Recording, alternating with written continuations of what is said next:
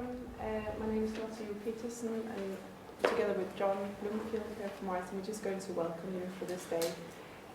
So we're really pleased to welcome you all to this study day, which consists of talks, and it's really an open way of sharing ideas, provocation, resolutions, on how we may consider to open up channels, and also what's is a statement, kind of coming out with that kind of statement.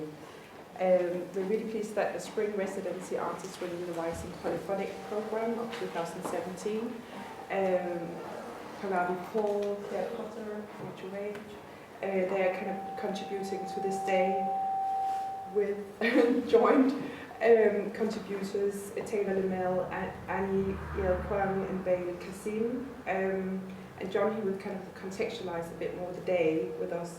But just to say a few more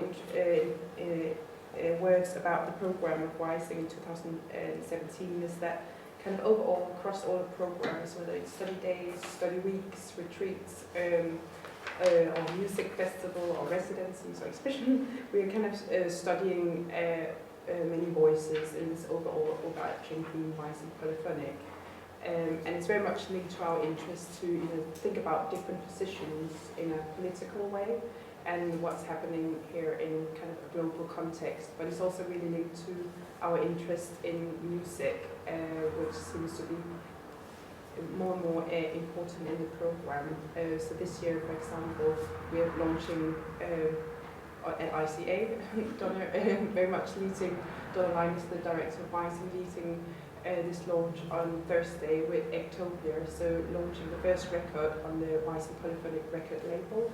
But we've also been working for the last few weeks on a recording studio here on the site, which is again a way for us to kind of really be ambitious about commissioning new works by musicians and artists and kind of really embedded it into the program. So that's also connected to our interest in how we last year in the Wysing Poly program was exploring more issues around broadcasting, radio and ways of listening. So we kind of will keep doing that throughout the whole year of this Wysing Polyphonic program. We are live streaming today's event, so we hope we can reach out to kind of a broader online audience and where possible kind of archiving the material to be able to return to it. Today we have like microphones that will kind of pass you around to you, so you can pick up. It's more these ones, but they're more just to capture the recording. So don't worry about needing to like speak into them or anything. Yeah, it's just so that we can share the recording. Yeah, just to improve the recording of questions and conversations. So yeah, I'll hand over to you, John. Yeah. Can you talk more about the context? Thanks, Lotte. So I just wanted to say a few quick things about the exhibition, because that's where the event takes its title from. So the exhibition is called All Channels Open. Some of you may have seen it, or maybe just parts of it, but it's got quite an unusual design where works are sequenced in time rather than in space. So rather than navigating between one work, so rather going from one work to another, you're kind of motioned to move between them when one work ends and another begins. So it's designed almost as a series of fast-changing solo exhibitions to ensure that each artist can have their say without being compromised spatially or thematically. So this is it's a formal solution to a formal problem, but we also hope it kind of has political implications. So it's fairly abstract in particular to its context. So what we wanted to do with this event was to interrogate some of those ideas, some of the ideas that are circulating around Wysing's program at the moment. So phrases like opening the channels or giving a platform to many voices. So to look more closely at what it means to encourage polyphony, even when the results aren't sweet and harmonious, but are discordant or unsettling, and what it means to encourage dissonant voices, voices that call us out, voices that warn us of things we don't want to believe. So just to be clear, we hope this conversation will be about much more than what we're doing as an institution. We're living in a very particular moment. It's a moment where moments after a terrorist attack in London, sort of far-right spokesman for the far right can get airtime. It's a moment where the press is banned from briefings in the White House. It's the moment when the Evening Standard can run a feature introducing new faces of the alt-right as if they're kind of fashionable debutantes of some kind.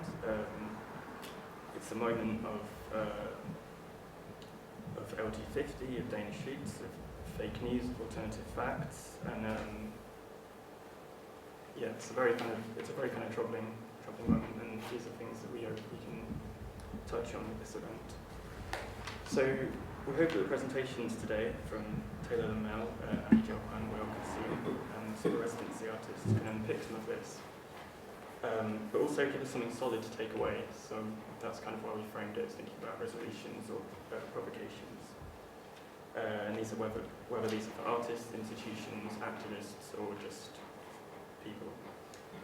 We really hope this will be a conversation. We don't want too much distinction between people presenting and people in the audience, but we do want to just kind of stick to timings as much as possible, so everyone who's prepared has the chance to present their material. So yeah, I think that's it. Hi, my name is Taylor. Yeah, I guess, especially when I learned that I was going first, I was quite pleased actually, because one of the things that I'd be quite interested in doing is actually consider what we're being asked to do in terms of participants, in terms of formulating a resolution. I guess I'll kind of back up from that and kind of contextualize sort of what I'm interested in about resolutions from my own research. Maybe talk a little bit about sort of what all channels open or opening the channels might mean within that. And then we're kind of just going to go very far into left field, and maybe we'll bring it home like very much at the end, but maybe we won't even get there. So yeah, I mean, all channels open is a name. It's a concept that has been named. Opening the channels as a named concept is a particular instance of language, right? So that's something that I'm really interested in, particular instances of language, which to me, what I mean by that phrase is this idea that, I'm not interested in how like words might occupy some hypothetical vacuum. So these like particular instances though, to me, denote the idea of like words being spoken within a particular context, whether that's temporal or whether that's who is making this articulation, who the articulation is directed towards, just as much as what's being said being important, and also, and I'll get to this, kind of what is sort of disallowed from being said as well, being something that I'm also quite interested in. And I guess this, this idea of being interested in language is like definitely well-trodden territory. I'm aware of that. But I guess for me, what I'm kind of just to clarify sort of what I mean when I'm thinking about language is this sort of oral desire, I guess, to have some sort of empirical, though approximate, translation between this desire to see or be seen, or to know or be known, with what eventually gets articulated or not. So back to resolutions. So to me, I think resolutions are interesting because they are particular instances of language, I think, that primarily exist only in name, which is kind of the point of them, because there's this association, for me at least, of speaking something into existence. So they're very like future oriented, like I will quit smoking, like all channels should be open. This argument is over. Like it's definitely a very sort of future facing thing. That implies other things. I also think something that is quite important about looking at resolutions is kind of what are the parenthetical things that live inside this instance of language. So I'm told that parenthetical is an American word. Meaning like brackets, basically. So I don't want to move this too much.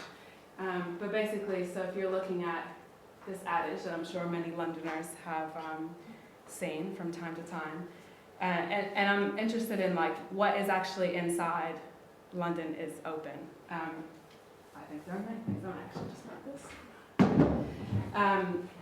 So yeah, London is open, but also um,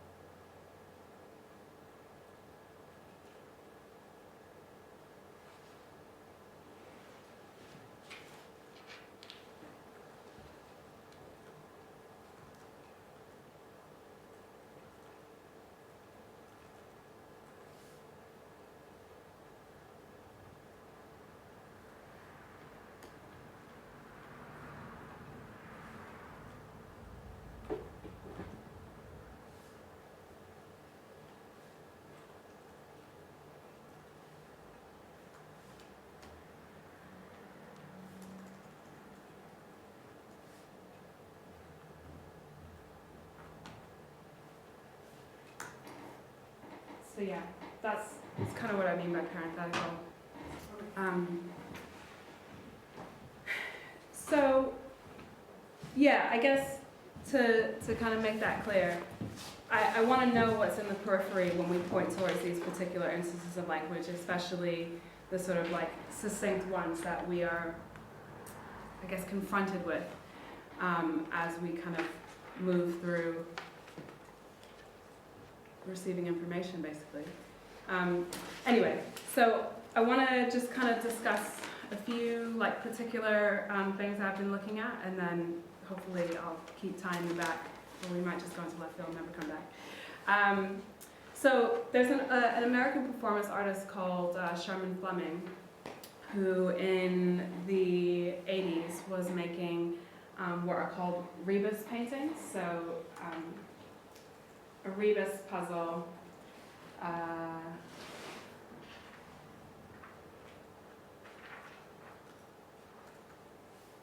So this would be, like pointing to that one, this would be a really simple rebus puzzle, which would mean first aid, if there was like an arrow pointing towards that one. So, you know, things like that. And there are, you know, they become more and more complicated as well. Is there internet down here? I might actually just show you guys a rebus puzzle. One that is like more compelling than the one I made up.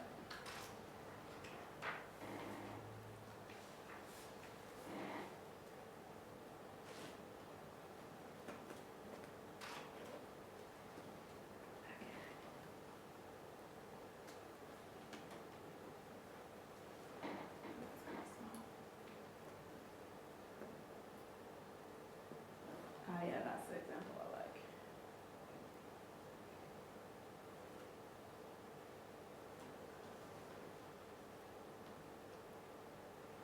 Yeah, I have no idea. I can't decode this one.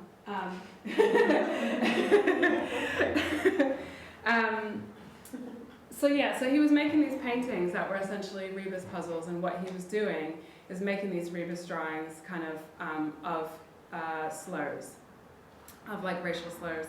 And the idea that he kind of talks about, there's an essay called Negro as Antibody, which is from 1990, where he says, quote, language is systemically controlled out of necessity for its perception on socio-cultural and historical levels, unquote, which I'm sure very many other people have said that, but he was specifically talking about this in terms of using these rebus paintings to kind of figure out what exactly slurs stand upon, like what is he calls them words as concepts, and the idea that in order to kind of get over, in his mind, racial slurs as words as concepts, one would have to essentially unpack all the other words that made them up. And so I'm very interested in that as well, like sort of, you know, kind of wrangling a word as concept into submission by addressing all the other words that live around it, basically, is one of the other things that like I'm trying to do. And so yeah, I mean, I think for me what that kind of entails is exactly this issue of confronting what is in the periphery when we're looking at particular instances of language, and also particularly there's this issue of systemic control that he talks about, which for me is linked to two things. One of those being this idea of things that are disallowed from being articulated, and the fact that actually what is disallowed, because this sort of dynamic of systemic control is actually quite agile. Things that were previously disallowed become co-opted and can enter the frame in order to move more strongly towards something that is more important now, or things can be permitted into the frame in order to more strongly refuse something that's considered more threatening now. I also feel like that kind of issue of systemic control has this like temporal element as well. And then the other thing is, you know, basically how systemic control quite actually, to me, informs actually what is around words, or what is around articulation that allows you know, similar events to get assigned different particular instances of language. For example, violence against the state, depending on who has committed it, being variously described, one of these things, and sort of the difference in sort of what is around these particular instances of language that mean that one of them is more appropriate to describe a particular action, for example, violence against the state. And I think this issue of extremism, or the naming of extremism, is an example of something that is quite strictly under systemic control at the moment, for example.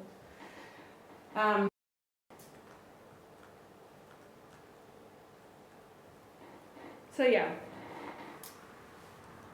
another left turn. So there's a book that I read when I was like 16 that came back to me actually as I was kind of thinking about, well, what is really the point of articulating at all if like all these words are just sort of flying around as agents of basically exchanges of power. And there's a book that I read when I was quite young called The End of the Affair by a British writer called Graham Greene, which kind of came back to me at this moment. But so spoiler alert, but I need to spoil the book in order to talk about why it's important, so I'm sorry. So basically, I mean, essentially, this book, quite simply, is about a very well-to-do writer who has an affair with a married woman who's like actually married to this guy who is the Minister of Home Security, which I always find really funny in the context of right now. And so he has this affair with this married woman, and then suddenly and very abruptly, she cuts it off. And the book sort of opens kind of 2 years later after this abrupt instance where, you know, she leaves one day without any particular like announcement of this, her leaving him being special or final or anything like that, and then just sort of stops taking his calls, stops replying to his letters, doesn't, you know, let me open the door for him when he comes calling to the house. And so the book sort of opens 2 years later with his sort of rekindled jealousy and his sort of trying to figure out why she stopped talking to him. And why do I care about this guy? The reason why I care about this is actually, so after months and months of kind of retracing his footsteps,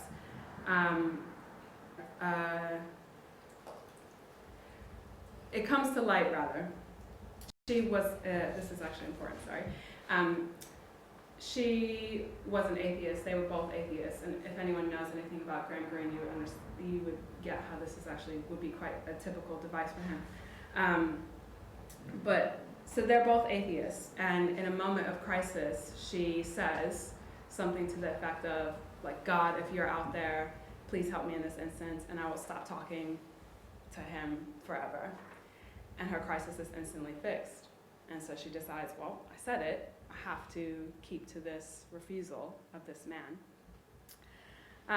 And so what I'm really interested in this book is how essentially her newfound commitment to a new idea essentially excluded excluded an entity that was previously within her realm, to the point where she actually could not address this now excluded entity in order to demonstrate her commitment to this newfound idea of God. So it's this like act of refusal, this act of silence that I'm really interested in a way, and how that might actually be sort of used as a device to like to show a commitment, or to show like a serious towards some idea that doesn't actually fit with what you're being asked to interact with. And so that kind of got me wanting to wonder about, you know, in order to speak to some, like who and what do we need to be silent towards, or who and what do we need to be deaf towards in order to speak to some? Which then sort of has also led me to a book called The Economy of the Unlost by Anne Carson, in which Anne Carson sort of tells or uses the history of an ancient Greek poet called Simonides, who she says, Anne Carson says, is the first poet in the sort of Western tradition to be paid for a poetic composition. And so, you know, in other words, the first poet to be paid to write, basically, or paid to speak. And she kind of uses this as a starting point to discuss ideas of poetic economy, so like saying a lot with a little. And so kind of I reread and then read this, reread Graham Greene and then read this Anne Carson book kind of around the same time. And since then have been sort of working on this project that's kind of about language and compensation, or the relationship between language and compensation. So even just the very idea of being paid to speak or being paid to write, and unpicking that and sort of questioning what is actually kind of being transacted when that happens. And then another thing actually that is really important within this for me is an idea of an economy of language. So saying a lot with a little, and what sort of, that has to do with the poetics, but that also kind of asks what sort of detritus needs to be uncovered, and what sort of detritus do these like articulations stand upon when they're being said. For example, London is open. For example, Black Lives Matter, et cetera, et cetera. So I feel like up to now, and I'm aware that I maybe need to wrap up in a bit, I feel like up until now, I don't really want to kind of make this equivocation that like being silent is like good and like speaking is bad. That's not really what I'm trying to do.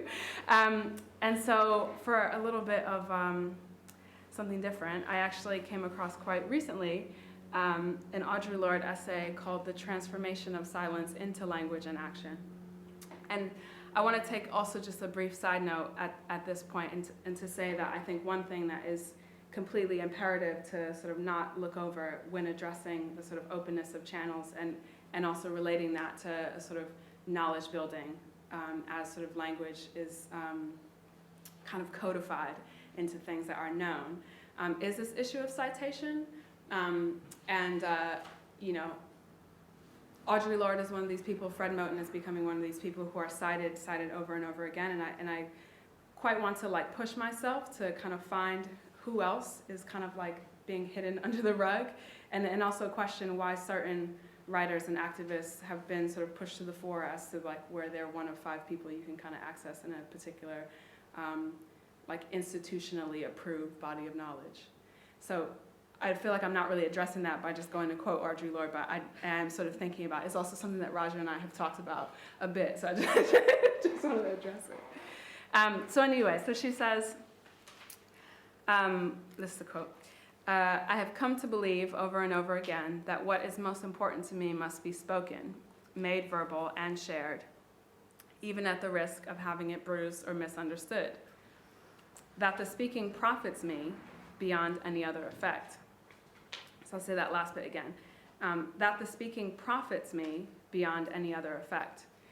So I was quite surprised to learn actually that there is actually, you know, within within even Audre Lorde's sort of a theme that runs across lots of her essays in terms of needing to speak out, the necessity of speaking out against erasure, oppression, repression, etc. There is actually still an exchange being made to where she has decided that even if she's misunderstood, that she is still profiting. So I was really interested in that, especially because I feel like, one challenge I might levy towards that is this idea of, even at the risk of having it being bruised and misunderstood, is that actually I feel like there are instances of language that are solicited within realms in which it can only be bruised and misunderstood. Like, it's not even a risk, it's like pretty much a guarantee. And so then to question then what then does that transaction have to be in order for the speaker to still profit? So yeah. And then the other thing she says later that I was really interested in is, she says here, some of what this essay, just contextually, is published in 1980, which was sort of right after, it was originally part of the Cancer Journals, which if you know anything about her sort of biography, she had two sort of quite important bouts of cancer before she passed. And so she very much situates this desire to transform silence into language and action in relation to her own mortality.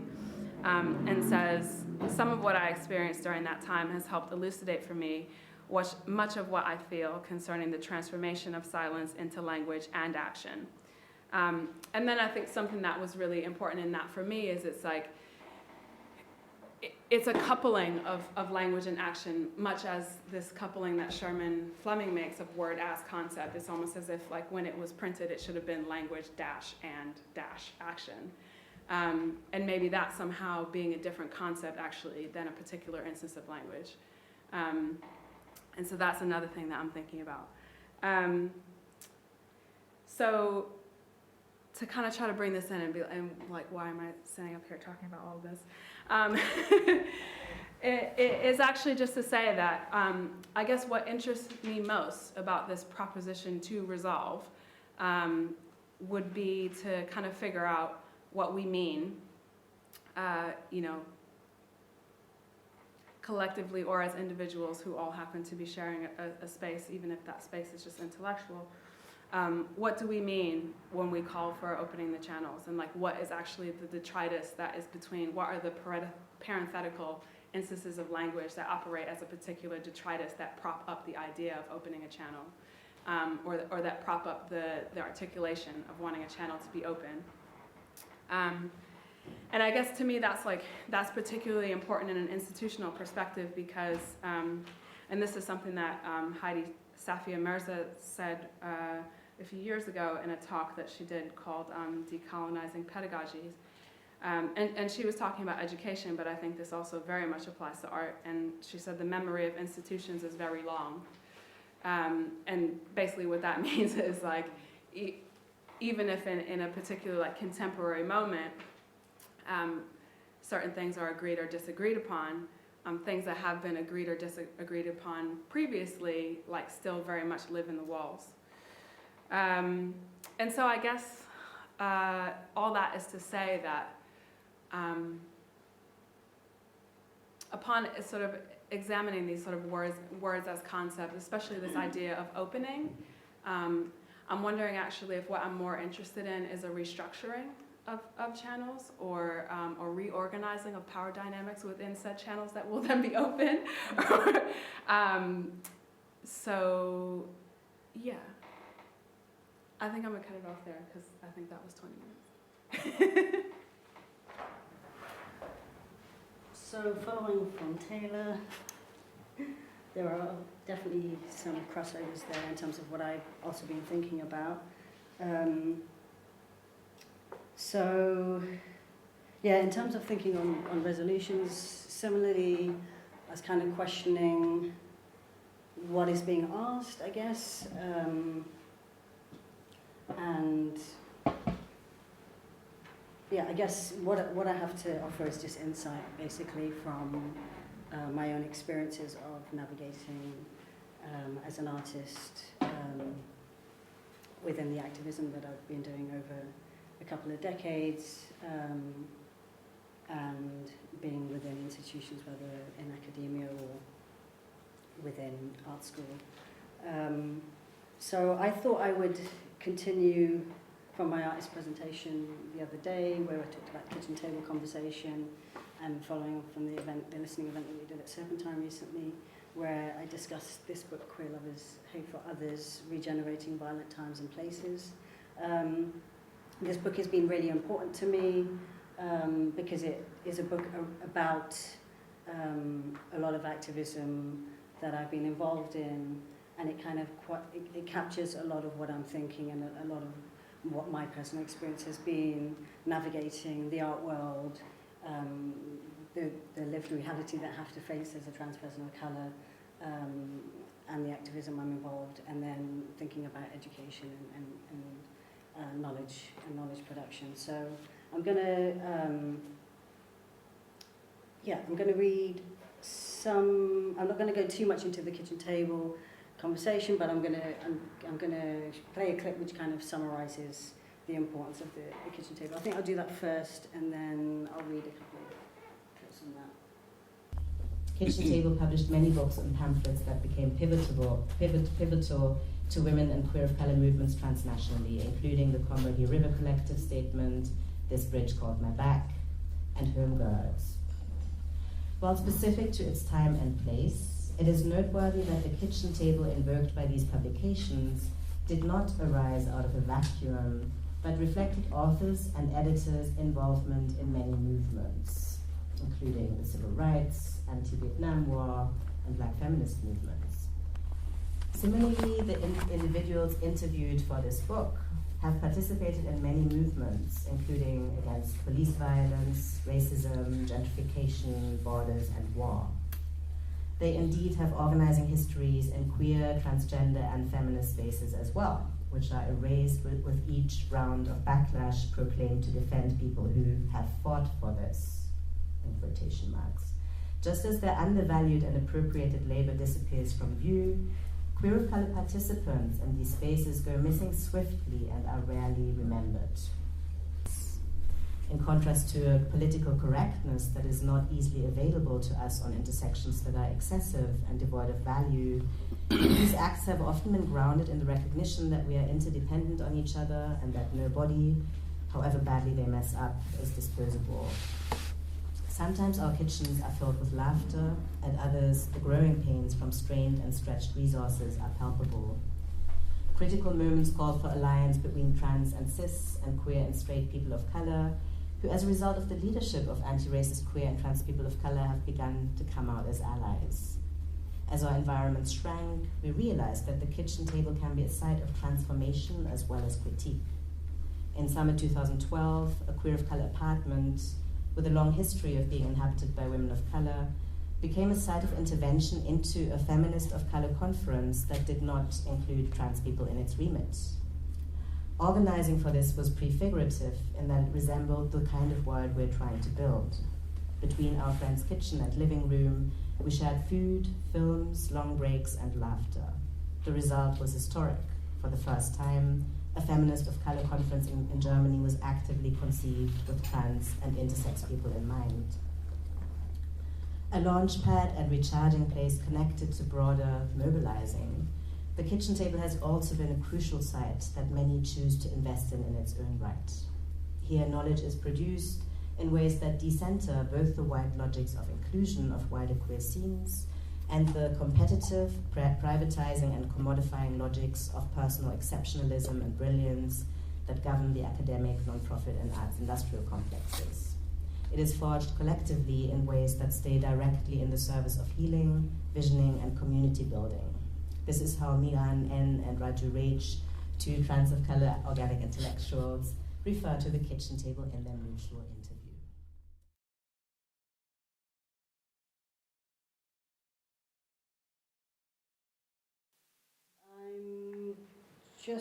Just to kind of summarize that the kitchen table is kind of, discussed in this book as a space where, queer and trans people of colour ended up when we were, basically did not have access to other spaces, or when we were disallowed those spaces, when spaces became so racist and so gentrified that we could not participate in them.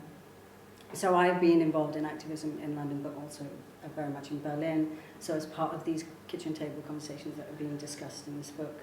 I'm also going to read the introduction from Jin Hao-Tuan, because I think it's also really appropriate in terms of positionality.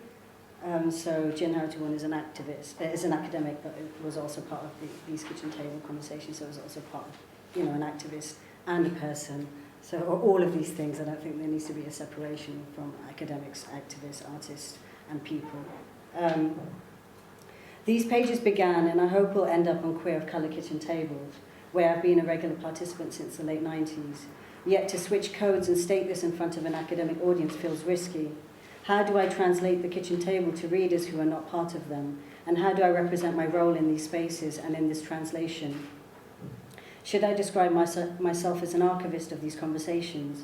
Clearly these knowledges existed and were passed on long before I began to record them. There are palpable dangers in sharing a bigger public stories that were forged in the service of community.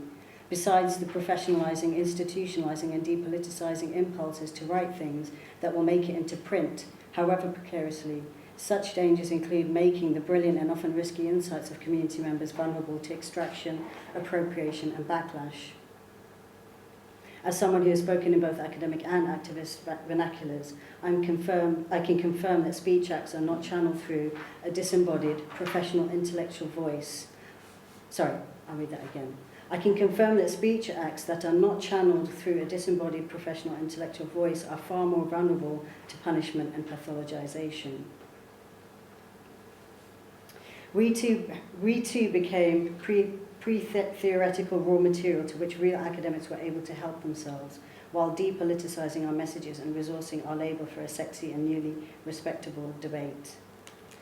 So I guess that really kind of strikes me because, obviously I understand that, in embodiment, what that experience is like to kind of be used as that pre-theoretical material. But also, I'm now being put in this position of responsibility for that, in terms of the work that I'm set to do in my current project, where I'm interviewing marginal voices who I consider my peers, and I include myself within that, but I also have a responsibility as an artist who's making this work. So I'm thinking a lot about this in terms of how can I conduct myself as an artist in this project, where I'm interviewing lots of people and making these soundscapes in them. But it also, for me, is also something that needs to be considered, I think, by the art institution, and I think I really want art institutions to be accountable for instrumentalization. So I was kind of trying to think about how to kind of describe the complexity of the kind of the relationship between the institution, academia, and art, and I came up with a map. So I'm going to pull that up. Can you see that? It's quite complex. And I'm using the term undervalued energetic economy. It was interesting that you talked also about economy. So this is the term that Alexis Pauline Gumbs, who's a feminist writer and organizer, came up with in terms of describing the kitchen table conversation as something that needs to be invested in as an undervalued energetic economy. And then I'm thinking about, I guess I put a slash because, some are valued and some are undervalued. It's not very easy to see, sorry. But I've started to map out all the kind of the issues that are surrounding my work and my life, because my work is subjective, it's about my life. Negotiating all these spaces. So I've been involved in activism for about 20 years now. And kind of being involved in a lot of trans feminism that kind of critiqued a lot of cis women-centric feminism. For example, Jen mentioned that conference in Berlin that was, organized by women of color, and then we had to come in and critique those women of color and be like, this isn't including trans people. but that was actually resolved. So, you know, the conference did go ahead with many voices. But then I've also kind of turned away from those kind of activist circles because of ableism, because of burnout, because of conflict and things like that. So I'm trying to map out the different problems I see in the different areas and how they connect to each other. So that's a little map. I might revisit that in some of what I discussed now. So I guess another thing that came to mind was the statement that Gertrude Spivak talks about in terms of can the subaltern speak. And I've used that in my work as well. So I tend to use a lot of theory in my work to kind of critique or to kind of explore further. And I'll pull up a couple of images from a performance. So I think that's the first one. So yeah, can the subaltern speak? And I'm really thinking about what it means when we say many voices, or who. Yeah, I guess I'm just thinking about who gets to speak and who doesn't get to speak. What is allowed? What is what is disallowed? What we can say, what we don't say in front of a camera. Things like this. These things become very important. How structures are formed so that we even begin to have a conversation. Like, I'm very interested in conversation and how we have conversation. So yeah, coming back to the kitchen table conversation, how we talk in panels, how we talk in round tables. And for me, these little things, just like the parentheses for you, are really important. Like, for me, like how we actually have, the process of how we actually have the conversation is really important to what conversation we have. So this was a performance that I did as a video online where, anyways, I won't go into it, it's too complex. But my kind of response to that quote by Spivak is, yes, but can we listen now? Which I just think is just, it's that's how I feel about it. A lot of people are, like a lot of theorists, a lot of academics, I mean, Spivak's critique was on academia and post-colonialism to say, speaking on behalf of other people. So for me, that's very vital in my work, is like, yeah, we speak for ourselves. But then, like Taylor mentioned, is it enough to just be speaking for ourselves? And who are we speaking to, and where are we speaking? And so back to the map.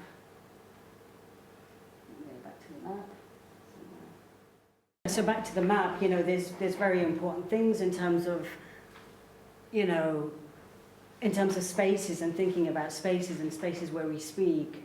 There's a lot of things that work against that. So, for example, community spaces, a lack of spaces being closed down because of gentrification, lots of legislation that comes into place so that really controls how spaces are used, rising rents. And what tends to happen then is an institutionalizing of things. So even myself personally, I was involved in activism. I was organizing, events. I organized a Trans Film Fest in 2008, which was fully self-organized and self-funded. We did it for a year.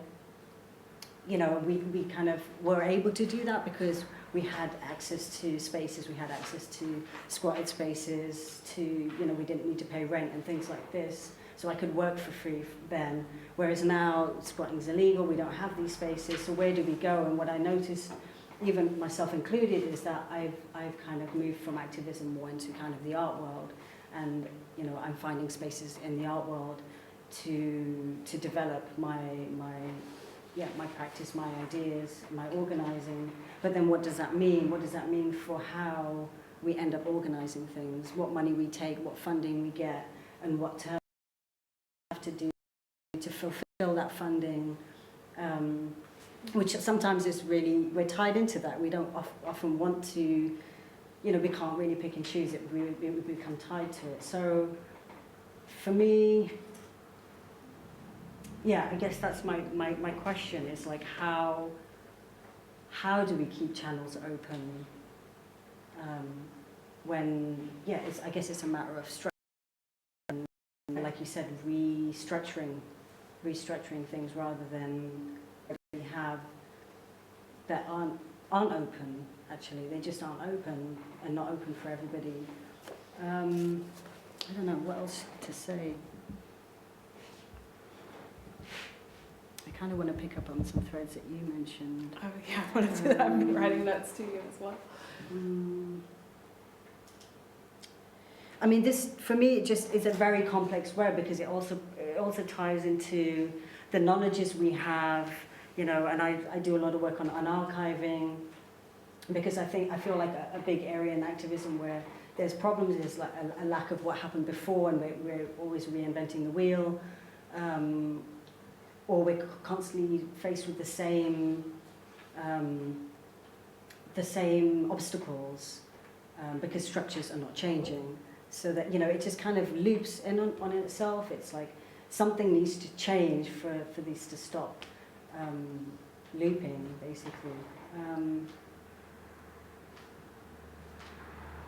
So yeah, my question is, if we leave all channels open and all channels are open for people, what do we do about instrumentalization? What do we do about commodification? What do we do about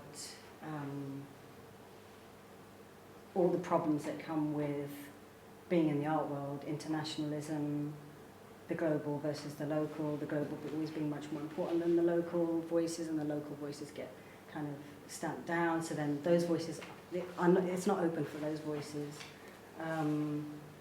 What do we do about the market and how often make your practice, me and Pallavi talked about this, your practice being tied to the market. How do we make a living as artists if we're not tied to the market? So I guess there's a lot of questions around that. Mm-hmm. What else? I think maybe I'll share something from here that was...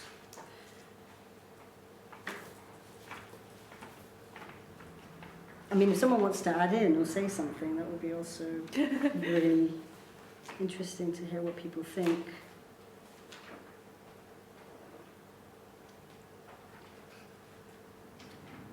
I guess, I guess another main thing was to kind of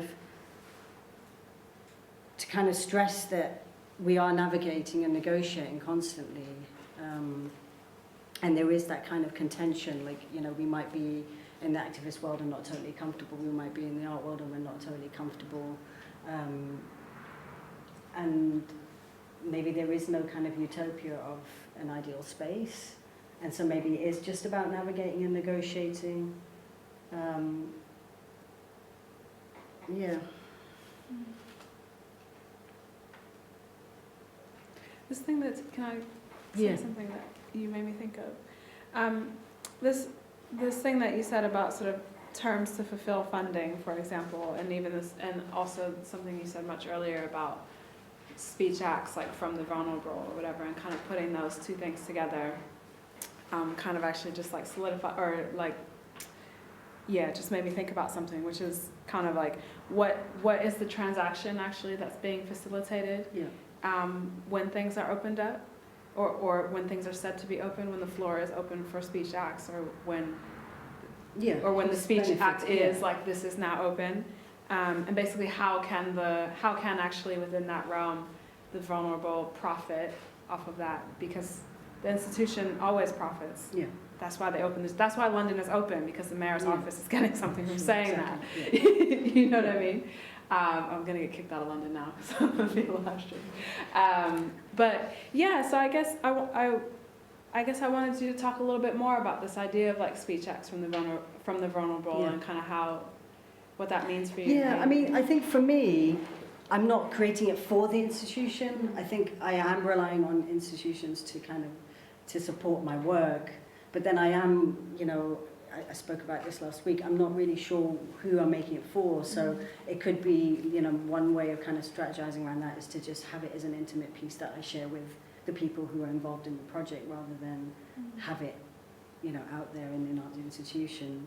So for me, I'm just making it for my community. I'm making it for, you know, from the frustration of having these conversations, having these discussions and this dialogue with people and feeling like it's not valued. But then there is this question of, your kind of question of the politics of refusal or refusing to speak or to be silent, or being maybe more strategic about where we speak and how we speak is definitely coming to mind in terms of what I want to do with the work. For me right now, I just feel like it's important to have these voices, give it a platform, but then, that's why I'm lucky I'm here on a research residency, because then I can think more about, what does that mean to kind of put it out there. And I don't think, like even Spevak talks about being the informant, I don't want to be this informant either. So that's something that I'm obviously thinking about. So for me, I'm still kind of caught within this system of like not even knowing if I want to be engaging with institutions. Actually, I come from an activist background. That's kind of where I come from. But I also find it really healing, nourishing, productive to kind of make my work and do what I do. And I feel like I want to continue doing that. But then it's this question again of like coming back to the market and to the institution. That seems to be the problem. Yeah. I like what you're saying though about like the kitchen table, because to me it sort of operates as this analogy for this very like actually quite stressful interplay between like openness and closedness, and like not to set it up as like these two polar opposites, but the ways in which like things that are closed within open as an announcement, or things that actually can become more open for others within an announcement of something being closed. And I think the kitchen table is like a really interesting like architecture for that, because in terms of the scale in which it sort of calls to mind, like obviously that is like a quite intimate space, but even against the backdrop of even just the whole idea of like I guess domestic life in being a quite like partitioned off kind of intimate in a honestly in like a way of property, to be honest, right? And that kitchen table sort of being this way in which to make the interior somehow more porous or something like that as well. I think is like an interesting way to think about openness, right? Like open because small or something like that. I think for me, I just, that's kind of just how organically I came into being. Like, this is how I found my community. This is how I met with people, like literally through kitchen tables, and that's how we organized through kitchen tables. This is exactly how I've been socialized, so that's what I know.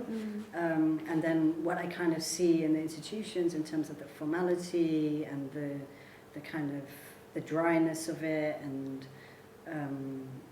it does seem like a polar, actually. It does seem very opposite to that. And I'm not saying that institutions need to become more like kitchen tables. I don't think so, actually. And I think what happens in the kitchen table is empowering because it's within that structure. And if I don't think that institutions can replicate that. So I'm not kind of advocating for that. But I think those are spaces of respite. Those are spaces where we can take pause, have an interlude, or whatever, get a break, and actually build community. So I'm interested in how those spaces exist, or how to kind of cultivate those spaces, and especially when, I live in a housing co-op right now, so it's kind of a good space for that, and it's ideal. And I talked about how a lot of meetings happen there, activist meetings happen within our home because of that. So I'm interested in cultivating those spaces. I'm interested in what's happened to our spaces and where have they gone, and why are we turning to institutions, or why are we turning into other places? Is it out of necessity because of economy? What is it neoliberalism? What is it? Like, what is it? Yeah. So I'm interested in cultivating the kitchen table conversation. Yeah. Yeah. I wonder, because when you were saying about the intimacy of the kitchen table, and maybe part of the thing that changes with institutions is the responsibility, and maybe a lot of what can come in a space which is intimate is you don't have this responsibility always to have to be communicating something in a way that is beyond that space, and that something changes once it gets into that institution, so that, I don't know, just like what it is that automatically, or we're so used to automatically changing once something becomes institutional, is that there's a kind of a further reach that's potentially going to happen, so there's a little bit more guardedness, and so you always are going to lose that. Yeah, I agree to some extent. I think there is stuff at stake. It really depends. Like in activist circles, there is definitely responsibility. Well, this is what I was going to and ask things more. like So, that, yeah. what do you think the responsibility is within those intimate spaces that changes to the? How does that change? I think it's the intimacy, because we're responsible, because we are intimate and we have to depend on each other, and we are in relationship with each other. And I think in institutions often it's depersonalized, Right, so you don't have those same relationships. You do within certain structures, like I'm sure people here have relationships with each other, right? But I think in the broader scheme of things, they are very depersonalized spaces. So I think, but then there's all the structure in terms of like having to be tied to funding and funding requirements and all of these things. So it's like maybe there's something around autonomy, and like, for example, doing the self-organized, self-funded DIY kind of projects, you do have that autonomy, you have that freedom, but then it's also tied to who you're working with and what's agreed. So there is a different structure. It's just a different structure. You still have responsibilities, and you still have, agreements and, collective decision making and things like this. It's just done differently. Yeah. What do you think? Well, I guess it was just hearing you talk about that one place and thinking about the places where the guard is down, and those responsibilities are coming from an ethical and personal place of treating the people around you in a certain way because you care about them, and then the difference between, I suppose, the responsibilities that are in place formally in an institutional way, they kind of lose that root. And so I suppose there is something very important though that you said in terms of care. Yeah. And I think that's the thing when we talk about, who matters in these spaces. It's very much about care. Yeah. And I think, the performances that I do are usually performing self-care rituals in institutional spaces for a reason, to kind of illustrate that there is a lack of care within the institution. Yeah, and I suppose the bigger the gap gets between trying to kind of create the illusion of that care, but when it gets so depersonalised, it's a lot harder to really fulfil that in a meaningful way, because you've kind of lost sight of why those things are there. So that's what I mean. So maybe, I don't think necessarily, like Taylor was saying, it needs to be a restructuring of these spaces or other spaces, alternative spaces. I don't think they can exist as they are. They're just not working. They're just not functioning, or they are working in the ways that they're set out to work in that way, right? Can I offer something?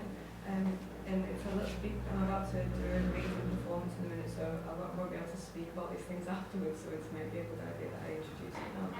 But thinking about what Taylor was saying about speech acts, and then listening to the question that Raju poses about how do we restructure or how do we make the channels open, and I'm thinking about my own writing practice and thinking about what registers are, and the different registers that you might speak or write in.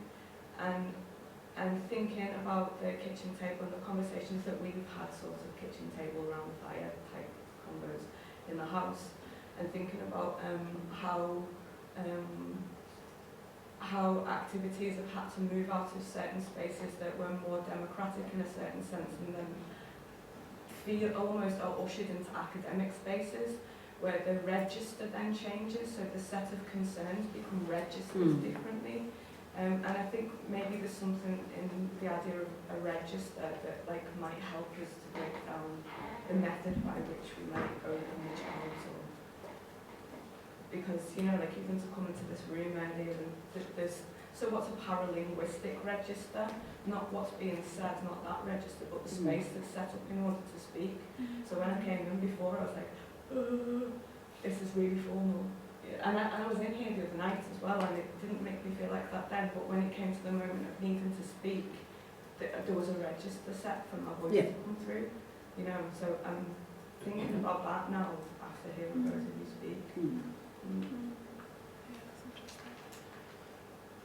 I think like none of these are neutral spaces. I mean, also like I was starting to feel really claustrophobic then, and think about how private spaces can be crushing for the same reasons that people leave families or leave towns, you know, and how depersonalised public spaces can be a lot more spacious and less threatening. Like none of these spaces are without quality. Isn't only good for us. Totally. I think those the kitchen table spaces are used because of necessity and because there is nowhere else. I think if we had more access to public space, then we would all be in public space having a great time. So I think it's true. Yeah, none of these spaces are neutral. They're for different kinds of threatening to safety and possibilities, I think. Raju, I wanted to press you on something like quite practical, and so kind of going back to the map you've shown us, kind of journey that you indicated, going from a sort of like a squatting scene and a time when kind of community spaces were more open, and then necessarily being kind of pushed more towards institutions, and that kind of just with the idea of that kind of happening over time, and things being learned in that process. I was wondering what advice you would give to activists or artists who, or maybe kind of like who didn't have that benefit, or kind of coming into a moment when those scenes have been dissolved, or you know, maybe just coming straight into institutions. Sure.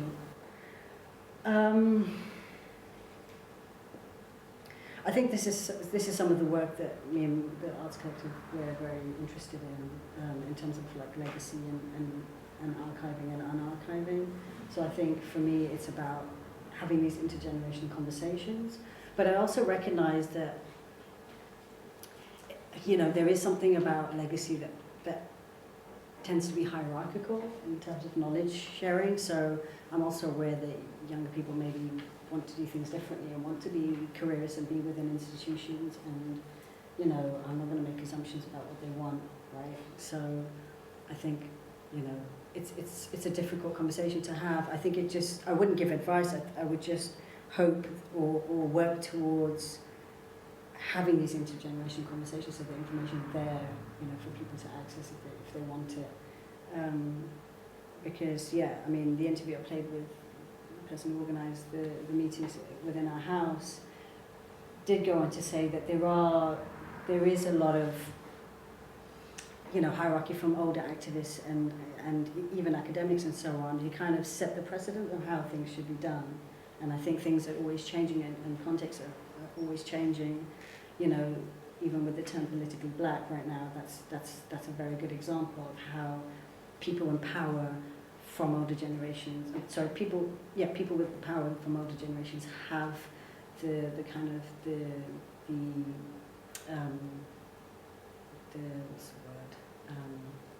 the dominant kind of position to kind of talk about that, whereas younger generations don't. Actually, they have the critique, and they are kind of more in touch with the context, but don't have that position or those same platforms.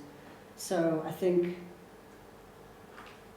I don't know if I would give advice. I would, what did happen, what existed before, you know, what the possibilities were. I mean, I can definitely tease out something that institutions might want to think about in response to that, and just going back to the importance of intergenerational conversations and ways of facilitating that,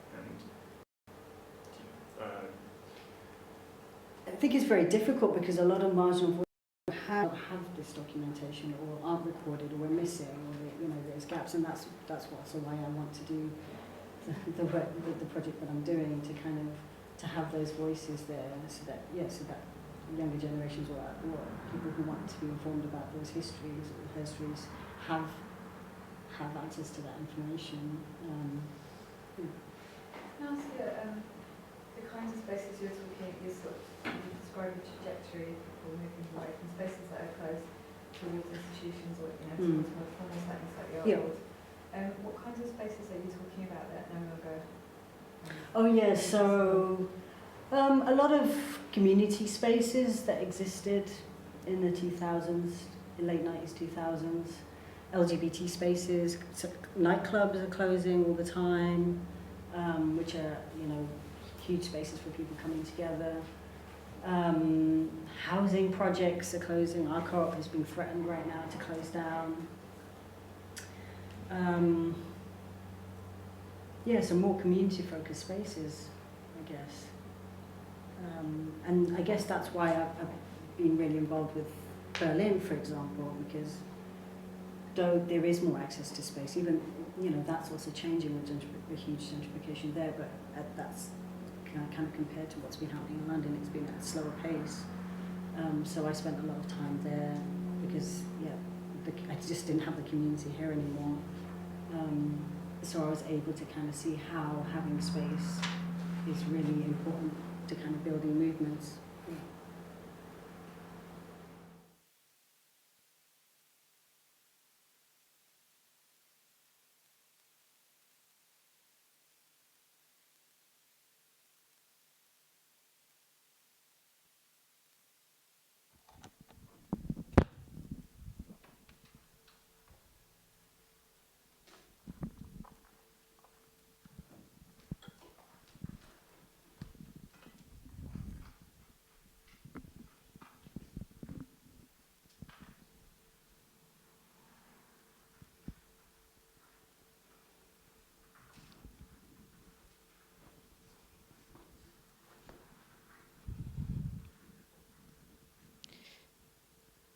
To tell you one can hear. I can tell the bedsheet is new. The lines running across the material are fixed, and the fibres hold on to an impression made by weight.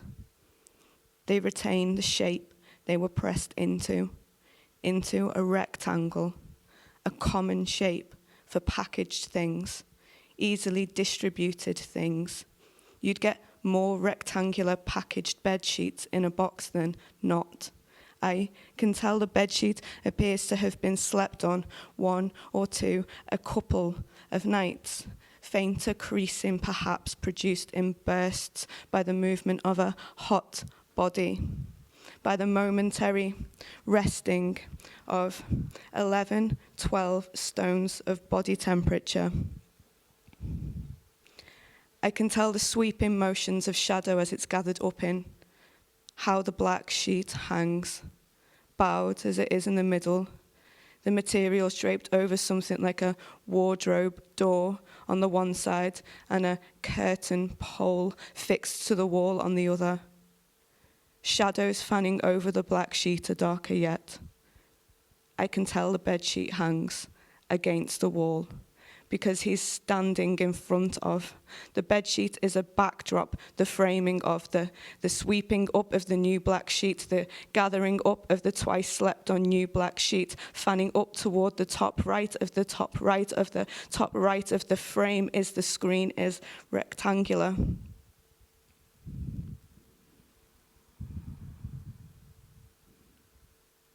The cheeks of your face and arse raw. The face cheeks and arse cheeks. The cheeks of one's face and arse. My face cheeks, your arse cheeks raw. The cheeks of your face and arse would be raw if his head had touched them. Upper lip, lower lip, chin, neck, jaw, the entire head coarse, the crown, the nape. When in shadow, the coarse, short hair looks grey. If his face was near your body, it would be like sanding down. Each hair finding its way to pierce every follic, open pores stabbed, a succession of minor insertions causes when the surface is not a surface, but not an impenetrable surface, but a spread of follicles. Holes filled by stubble for the short term. This is not quite sanding, but a collection of too quick to identify or isolate penetrations when and where, but afterwards a map is left in red. Actions are traced and they're left inscribed. His whole head is a weapon to skin your arse. I don't care who you are. The grey, his stubble, the same colour as the light is when it catches the bed sheet. The darkest hairs appear to match the shadow gathered up in folds of the sheet. As he stands before the bed sheet, hanging as it is, these dark hairs can look like holes in his face.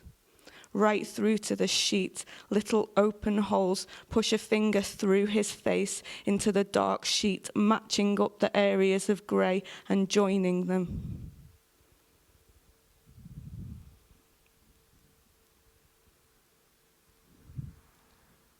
Quickly at first, because he is eager. Grey stubble and sheet. Only grey looking in the mix of light coming downward from the ceiling, from the light bulb, and head on from a screen. He stands in front of the bed sheet, but he stands before the bluish light of a screen. In front of a bed sheet, before a camera, beside, the computer is beside him. By quickly at first because he is eager to start, fingers flexing and moving separately, pushing up into the glove, his hands flexing to get them on, gloves fixed at the wrist, strapped. The straps makes them fit his hands and they slowly rub together. The smell of a glove after smoking. Watch in the screen how his hands rub together slowly. Now the gloves are on, watch him smell one. Cups a hand. Smells inside deep, makes fists to flex the leather, but patches of leather, stitched onto woven, synthetic smelling of hands. Covered in glove as they are, his hands appended, look separate to this figure forming. Gloved hands from elsewhere as objects smell them. Watch this figure smell the hands, objects from elsewhere, smell elsewhere. He is watching this in the screen beside him, smells them into the camera. They rub together, the objects slowly flex. Hands inside material, making something from somewhere else. Restriction perhaps not from the straps, cannot fully feel, is no longer himself. Seeing a figure desensitized, he does not feel the lighter now. Like he no longer feels the cigarette. It's not really feeling now while watching. Not really his hands lighting a cigarette. Gloves, smoke, and knuckles covered in leather. His hand is not his hand. A gloved hand is an object. Restricted movement keeps the hand. The glove keeps the sight of a hand at bay. A curved, restricted object, now the holding gesture of a prosthetic hand.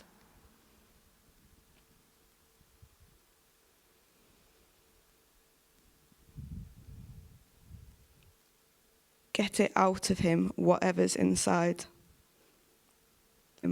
Even so, break him open, even if there is no him. This act is imaginary. The gloves, the framing, the stubble just so, the movement and the smoking. He's standing before the bedsheet smoking, no, in front. He is standing in front of the bedsheet smoking, before the camera and beside. He stares, waiting for the image of the objects he's producing, not hands. Editing movement until objects appear. A performance of smoking in gloves with a shaved head is what is there. The image or the production of it, I'm not sure, I don't know. You could break him open if you wanted to and get it out of him. He looks like he wears dark clothes. I look like he wears a sports jacket and puts on gloves, tightens them with a strap, smells them as though they smell of something, as if remembering something else, stands in front of the black bedsheet hanging from 2 points to be a backdrop for a performance, a rendition of Scally, Nike, leather, glove, smoke. It's captured by the camera he stands before, and the image then fed through to a screen. What he's watching for most of the time is the performance. Sometimes he darts a look into the camera, a glaring, small-eyed knowing, a message he'll not receive in the monitor. This man is the performer, the performance, and the audience. The image he's making will never address him. He will never look into its eyes. There are two. When he looks into the camera, a moment of address is synthesized. He's looking at me. Which one now? There are two. The man wears the clothes. The image is the performance of a man who might yet have some power. I think the image is the one that is looking, because when he darts a look into, whenever a person looks into a camera, the performance of this looking is captured and recorded by some means. The viewer then takes up the position of the camera, and so an image is being looked at. These moments when he's looked at you are synthesized, as that is. The viewer then, one might, you do recoil, but enthralled, he has seen you doubled as he is, multiplied as you are hidden behind the screen, or rather a message is communicated. No insides to open, no getting to a site where meaning might be, just looking.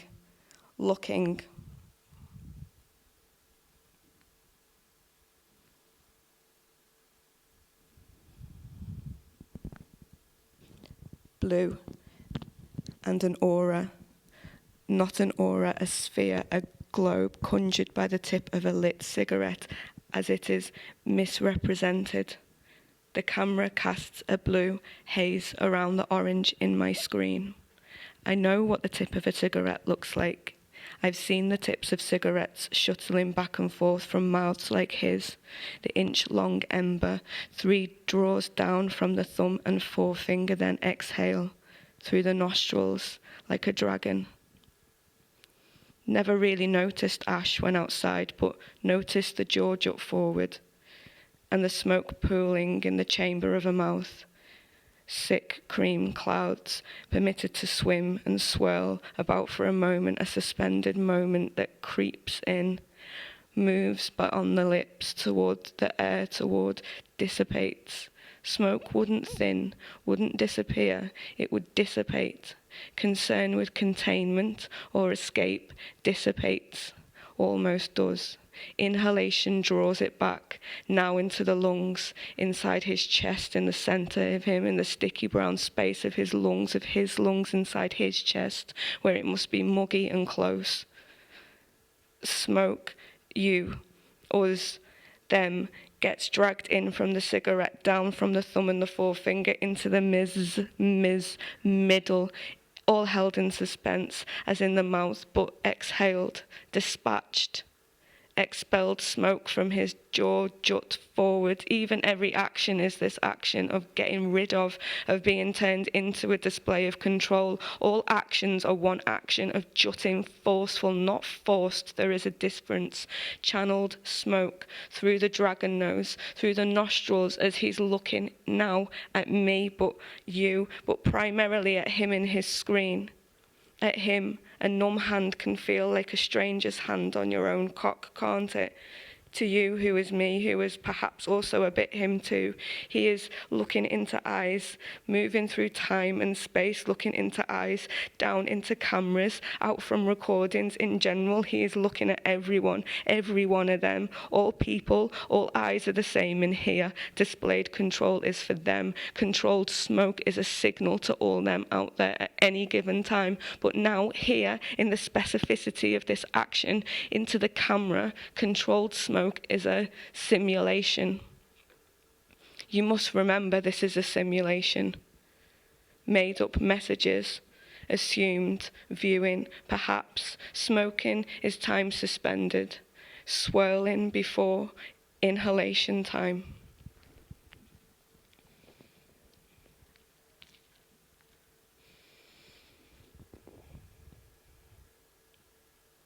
the soft sway. At first resting, stilling, sometimes moments swaying, then stilling to light the soft sway, then to rest statuesque. He stands heroic to light a cigarette, head cocked, cheek turned to the sun, to the light bulb, statuesque is the right shoulder dropped back and the right ear drawn down the same way. To light a cigarette so. Elbow, left elbow, not yet. Now the left elbow does nothing, and now is at rest. And just the right hand comes up from and round from out of shot to light the cigarette slow. Clear plastic lighter, the sway carries on. Left pad, then right foot pad, alternate for sway. Left, right pad. Weight on one, and then on the other the soft sway anchored by his glare until the gloves come, then flex.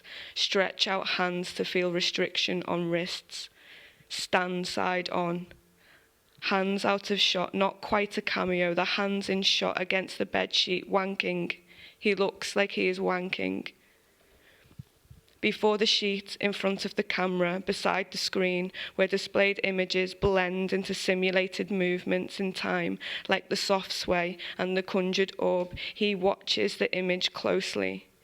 Restricted wrists, the inch-long burn, turning to the camera, and so no opportunity to address the image. He will never catch himself in the eye, beside the monitor, never in the screen, no person there to eyeball boy, but all images captured, and the movement, the rapid movement of an image forming all the time, simulated before the bedsheet, in front of the monitor. He'll never look himself in the eye, never square himself, but an image of this movement rapid and out of shot, while looking down into the screen, where forming is the merging, melding figure of the lad. Right shoulder back, one hand drawing down on the other, definitely giving it some.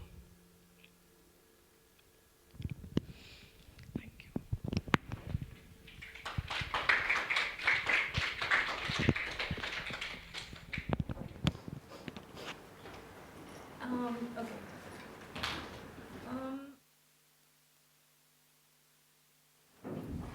So the idea of the resolution itself to one of the primary locus of my practice, which is the idea of facticity. This relationship, I suggest, is an aspirational one. The aspiration to stability. While the resolution, like the fact, can have a deep political charge encoded within the syntax of decisiveness, it can also signal an embargo on the possibilities that failure, slippage, and error can create. What else could a resolution be once freed from the confines of decision? A resolution or a resolve is also a promise. And promises, we know, can exceed the sometimes oppressive confines of reason, analysis, and history. Can a resolution then be an inverse of its assumed self, a provocation to analysis? Since the life of resolutions often exceed the lives that made them, it is important to take on board the ways in which the resolution can both be dismembered but also be evoked strategically. To wield it like witchery.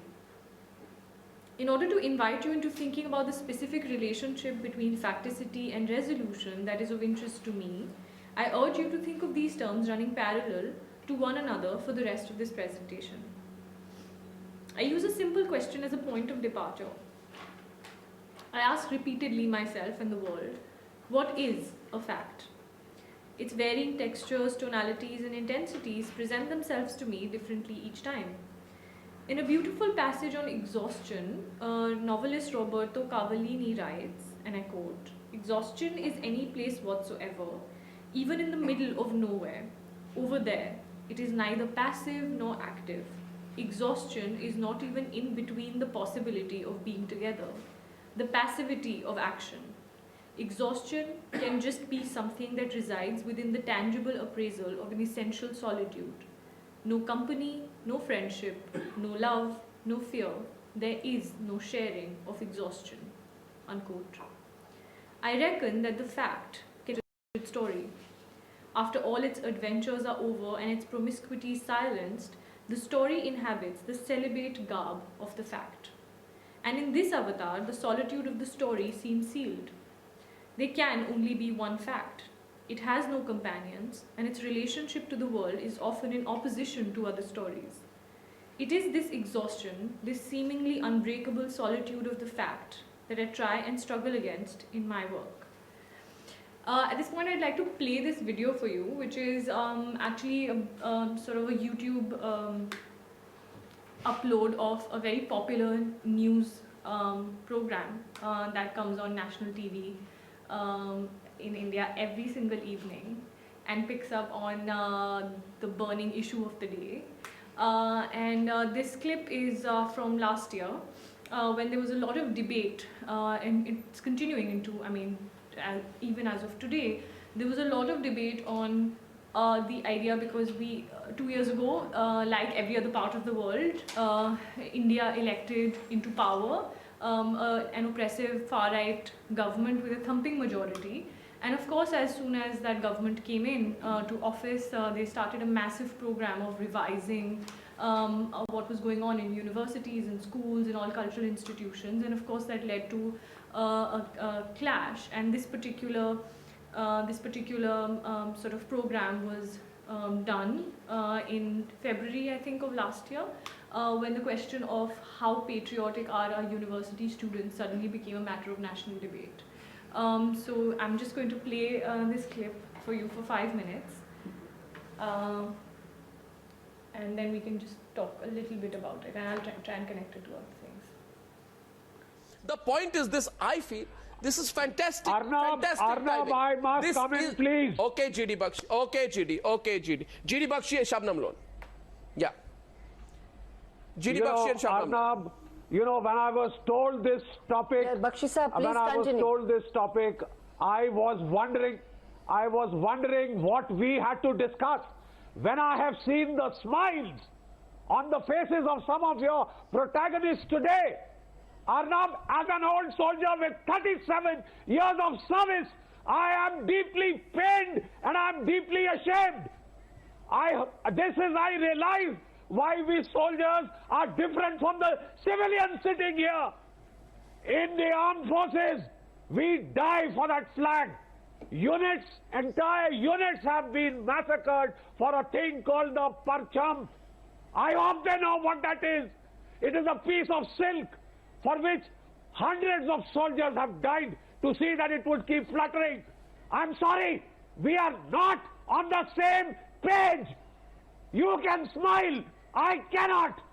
And I withdraw myself from this disgusting debate and the disgusting attitude of some of your GD Bakshi, stay on, GD Bakshi, stay on. No, I tell you one thing. I tell you one thing, GD Bakshi. You feel, no, one second. First of all, I request you. No, 1 second, Shabnam ji, I want to say this to GD Bakshi first. What is this? GD Bakshi, I know where you're coming from.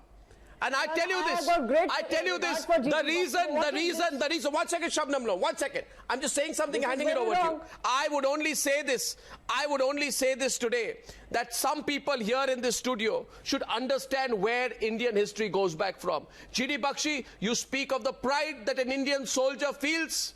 Let me tell you, all Indian citizens feel, and the professor from Jadavpur University should know that his own university was set up during the freedom movement to accommodate students who walked out of the British education system to fight for India under the tricolour. And today we have a professor from the very same university. 1 minute. In fact, for your kind information, please be quiet. I've listened to the rubbish that you've been speaking. You should be aware that it was Rabindranath Tagore who was one of those who helped set up the Jadavpur University for the foot soldiers of the National Freedom Movement. This Jadavpur University campus was created as an antithesis to the British education system, and I feel ashamed that 70 years later we have a professor from the same university who says, I have my university's flag and hence we do not need the flag of the Republic of India. Enough, please, we don't need your symbolism. This is now not a matter of choice, and hence I'm saying tonight, don't feel, GD Bakshi, we don't feel the pain. These discussions are painful, but the reason we have them, GD Bakshi, is so that rightly the people who are trying to take this country on the wrong path are exposed. That's right. I say tonight, put up that flag. Yes. Put up flags in every central university and put it up there. Let it stand there, because when I see the flag at an airport, that is autocracy. Or when we walk, it is not autocracy.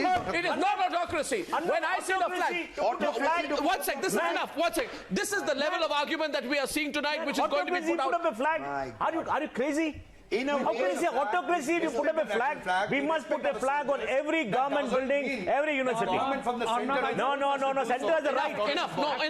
Is a right. Enough of this rubbish. 10 seconds. One second. I would like to get Shabnam Lone in. Yes, Sambit. Okay, 5 seconds to you, Sambit. Then Shabnam Lone has been waiting. 10 seconds to Professor Lahiri. 10 seconds to Professor Lahiri. I have to show him something.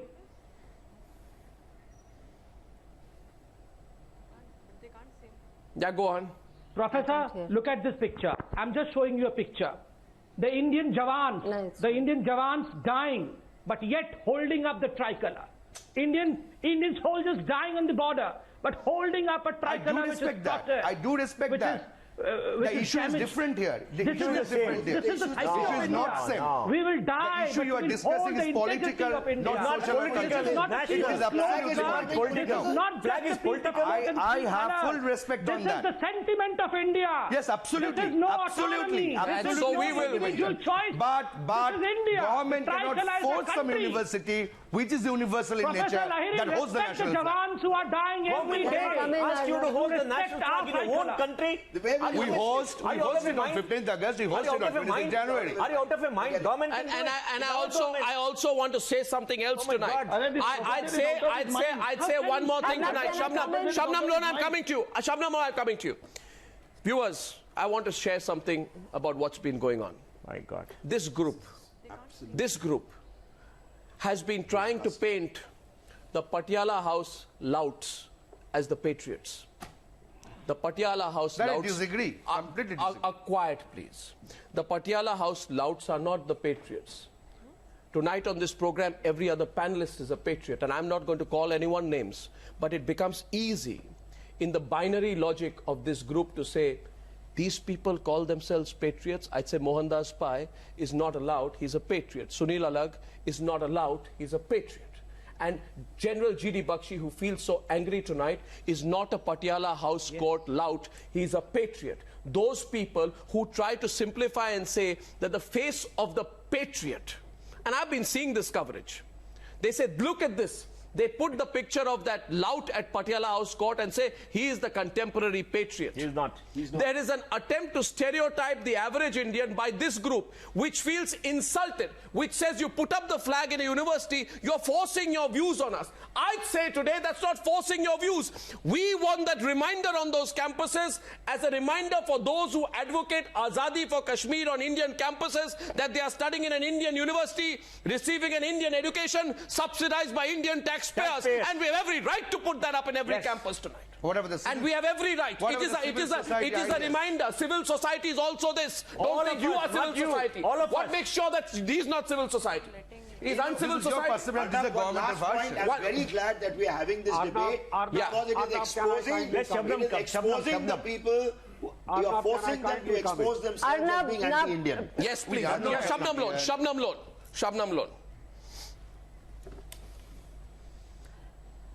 Arnab, there is no doubt that national flag is the symbol of pride of any country. But I'm hearing these arguments, particularly from General G.D. Bakshi Sahab, for whom I have great regard. What is it we are discussing? Nobody is discussing that the national flag can't be hoisted. It's not only about hoisting, it's about foisting your opinion on people. And the timing, I repeat the timing, political convenience. What timing? Nationalism. What timing? Rank opportunity. Has Simriti... Yes, I say timing. What timing? No. 1 second. Who's the M.R. Venkatesh. Yes, this is the timing. This is the time. M.R. Venkatesh. Let one person. Opportunist.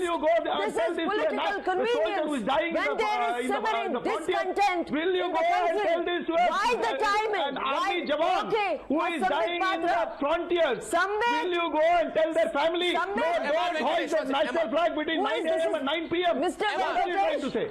What is the right time? Every time is the right time to hoist the national flag. Is it Mr. Venkatesh? The right time. Don't ever say that. No. Don't ever politicize the national flag. Mr. Venkatesh, I want to come in. I want to answer Mr. Venkatesh. I have heard this argument. Say that this is the right time or that is the right Mr. time. Venkatesh, about you will not repeatedly saying. No, you will not have any argument on hoisting the national flag. You will not have a debate. I have a question for you. I will heckle you because national flag is non-negotiable. Now come on, don't behave like a dictator. You will then tell me. No, you will tell me which time is the right time. You will tell me which time. You will tell me which time is the right time to hoist the national flag. Will you go and tell it to the Jawans? Will you go and tell it to the people who are dying for us? Will you go and tell it to the people who are dying for you and me? Guarding our frontiers in minus 15 degrees Celsius. You dare not speak up. You will not do this, madam. You will not do this. 1 second, please. 1 second. 1 second. She's saying something. She's having a say. You will not say which is the right time. You will not determine the right time. No, I will tell you. No, you will not determine. You will not do this. You will not do this. You will have to tell which is the right time. You will now tell me. I demand. You will tell me which is the right time. I will tell you. You don't have the guts because you don't want to see the national flag, and that is why you want to hide it. So believe it or not, this can help us come back to the question of the fact and the resolution. So it's the picture that you see here, which is being sort of flashed on national news network, and this guy who's doing it is actually kind of a cabinet minister. He's one of the most important power holders in the country today. The picture that he's seeing, I'm going to show you where that picture is from.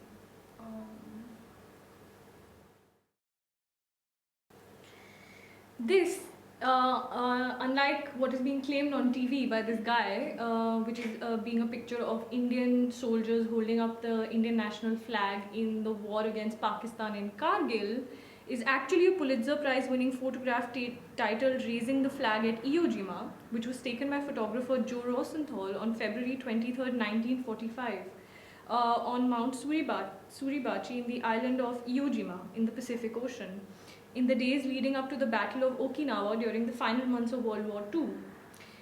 In the case of Rosenthal's Iwo Jima picture, we even know the names of the people in this picture. They are 5 US Marine Corps men, Harlon Block, Franklin Sowerly, Michael Strank, Rene Gagnon, Ira Hamilton Hayes, and Navy Hospital Corpsman John Bradley.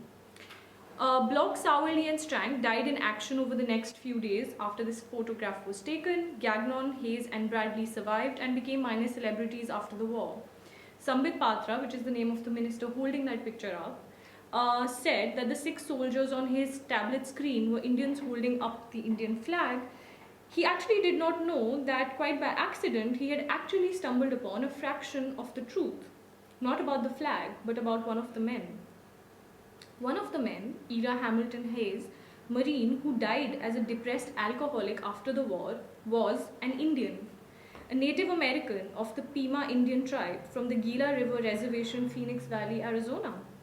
Ira Hayes was drafted into the war like many other Native Americans. For him, again, like many Native Americans, African Americans, and for impoverished working class white people and Jewish immigrants, the war represented an escape from poverty and the life of humiliation that most marginalized communities face. Like many veterans of the world wars, of Korean, Vietnam, Afghan and Iraq wars, Ira Hayes was hero for a moment and then discarded into the garbage bin of history. Like many Indian soldiers who died defending the abstraction of the flag and the nation.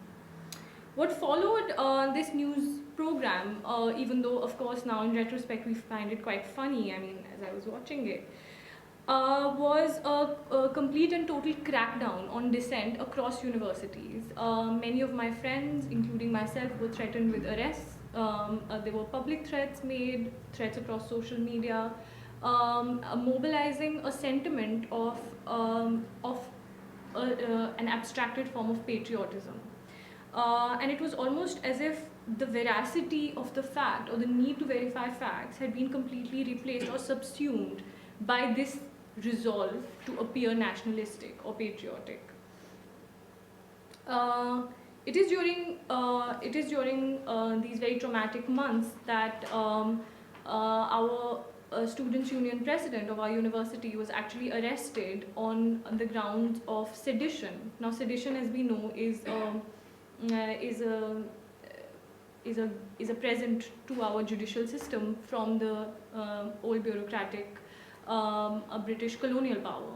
And in this case, it got very interestingly married to a kind of paranoia generated around a newly perceived Islamist threat, which is also kind of seen as people getting radicalized and using technology at the same time and kind of working against the state, coupled with the provisions of sedition itself. So it was almost like two orders of time colluding in order to actually now draft a new kind of errant figure within the contemporary Indian political landscape, which was the university student. And one of these students, Umar Khalid, had to actually go in hiding and was attacked by a group of lumpen thugs inside court premises in full view of the police and all agencies that are meant to protect people seeking justice. So this is a letter that I had written as an open letter. It was published widely across many platforms in India at the time. And this is an open letter that I had written to Umar when he was in hiding. And I'd just like to read that out and then perhaps open this out for discussion in terms of what we can understand by resolution and what it means. A letter to Umar Khalid. Dear Umar, my name is Pallavi Paul, and like you, I am a PhD student at JNU. I write this letter to apologize to you. What thoughts must be crossing your mind and that of your family, friends, and comrades as bloodthirsty jingoist goons are on a shameless headhunt for you and your friends? I apologize to you for the poverty of imagination of a state that brands you as anti-national while continues to trample on the rights and bodies of those living within its borders, from to Hyderabad.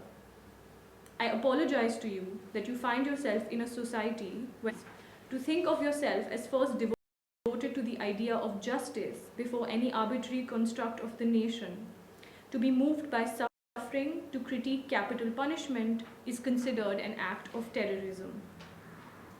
In a beautiful post on Facebook, your sister lovingly called you a communist pagal. Pagal in Hindi translates as crazy or mad. I apologize to you that this current oppressive climate is too cramped for your magical madness. The imagination of a beautiful world which has place not only for Sangh-certified, Brahmanically privileged and self-affirming Indianness, but for everyone who has found themselves left outside of this fold, the landless, the stateless, those without the protections of caste, class, religion, gender, or nation. What a wonderful name you chose for the event we had on the 9th of February, Country Without a Post Office.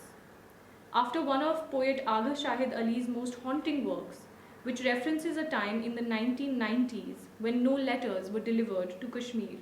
Also, to give you a very quick background, Kashmir is a state in the northern part of India.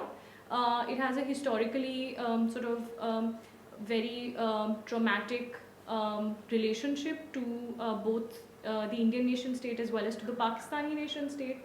It was forcibly annexed in the late 1940s, soon after independence, basically, soon after the independence and partition of India and Pakistan from the British. And it continues to fight both through military means as well as through political and other means for self-determination. The Indian nation state has a relationship of colonialism to the people of Kashmir. The event that we had hosted on campus, which sparked off this entire debate about hoisting the Indian national flag, was an event which spoke about the Kashmiris' right to self-determination. What a wonderful name you chose for the event we had on the 9th of February, Country Without a Post Office. After one of Agha Shahid Ali's most haunting works, which references a time in the 1990s when no letters were delivered to Kashmir. There was no way for people to talk to or hear one another. You chose to think about the punishment accorded to Afzal Guru along with his history. Your efforts to create a conversation, a debate on what it means to take a human life is today being branded as evidence of your anti-nationalism. I apologize to you for the amnesia and the fragile ego of this country, which is unable to revisit its history without a shred of doubt or criticality, where the only way to serve the cause of the country is by mouthing its praises and letting it rot in its own status quo, and not by bringing to it newer questions, possibilities, and challenges. Many television channels like Times Now, the clip we saw was from Times Now, NewsX and Z have been ruthless and vicious in trying to establish the links between you and terrorist organizations like Jaish-e-Mohammed. I'm sorry that you are living in a country and a world where your name makes it so easy for this connection to be made. While Comrade Kanhaiya, who was the Students' Union president at the time, so Kanhaiya is a Hindu name and Umar Khalid is of course a Muslim name. While Comrade Kanhaiya is still in police custody fighting the preposterous charge of sedition, even as I write to you, he has at the very minimum the assurance that he will not be linked to an Islamist terrorist organization. You, dear Umar, do not even have that. Even that you are a self-proclaimed atheist is not guarantee against the prejudice links being made between the religion you were born into and your political beliefs.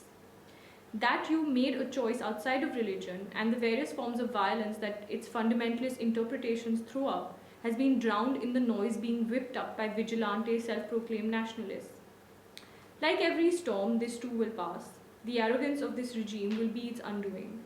Today there is a report in the Hindu where the central government has denied receiving any reports linking you to terrorist outfits. It is being widely shared on social media with the hashtag #WeAreUmarKhalid. We know that your social media accounts have been hacked, but be assured that many voices are also rising in your support. I do not know when or whether you will be able to read this letter, but I hope that whenever we meet, we will be able to celebrate freedom, justice, and the spirit of critique. The seasons will change and the breeze will blow more merrily. Take care of yourself, dear comrade, the struggle is on. Lal Salam, which translates as Red Salute. So yeah, basically I think that I would like to leave us thinking about what it means to be resolved and what it means to put forth a resolution in this time of great in this climate of great political and cultural and social churning and flux, and whether to hang on to doubt rather than resolutions can be a more productive way to negotiate ourselves and the different utterances that we are perhaps making in the world. So yeah, that's all. Could you say something a bit more about the faked image of the flag? I was wondering about the kind of you might not know, but who faked it, and then the kind of the reception of it, and when it was kind of fact checked, and how that kind of involved it. Yeah. So that's the thing that amazes me about the right, is that it doesn't matter if it's fake, right? In the sense that when this image was flashed on national TV, there were a couple of journalists who actually looked into it and realized that it's not an image of Indian soldiers, and that it was photoshopped. And it turns out that there is a group of, again, students who help this party, it's called the BJP, actually design their entire social media strategy and digital presence and all of that. And they actually ran a Google search for iconic flag images. And then this showed up on a Google search, and then they just replaced the American flag with the Indian flag and made up a story around it. So I think, yes, while there was outrage amongst a lot of us, but then the complicated thing about a program like this is that which part of it do you choose to direct your outrage at? Do you choose to deal with this guy who's saying that? as soldiers, we have died for this. Like, do you deal with him or do you deal with this guy? And then, you know, as the program goes on, there's many really shocking things that are said through the course. So it's also a question of, because they scatterbomb you with just so many things to deal with, what is it exactly that you pick up on, or, you know. But the good thing about the image is that there's always a remnant. So this is something that one can sort of just, you know, kind of show, like visually kind of, you know, sort of talk about. And, yeah.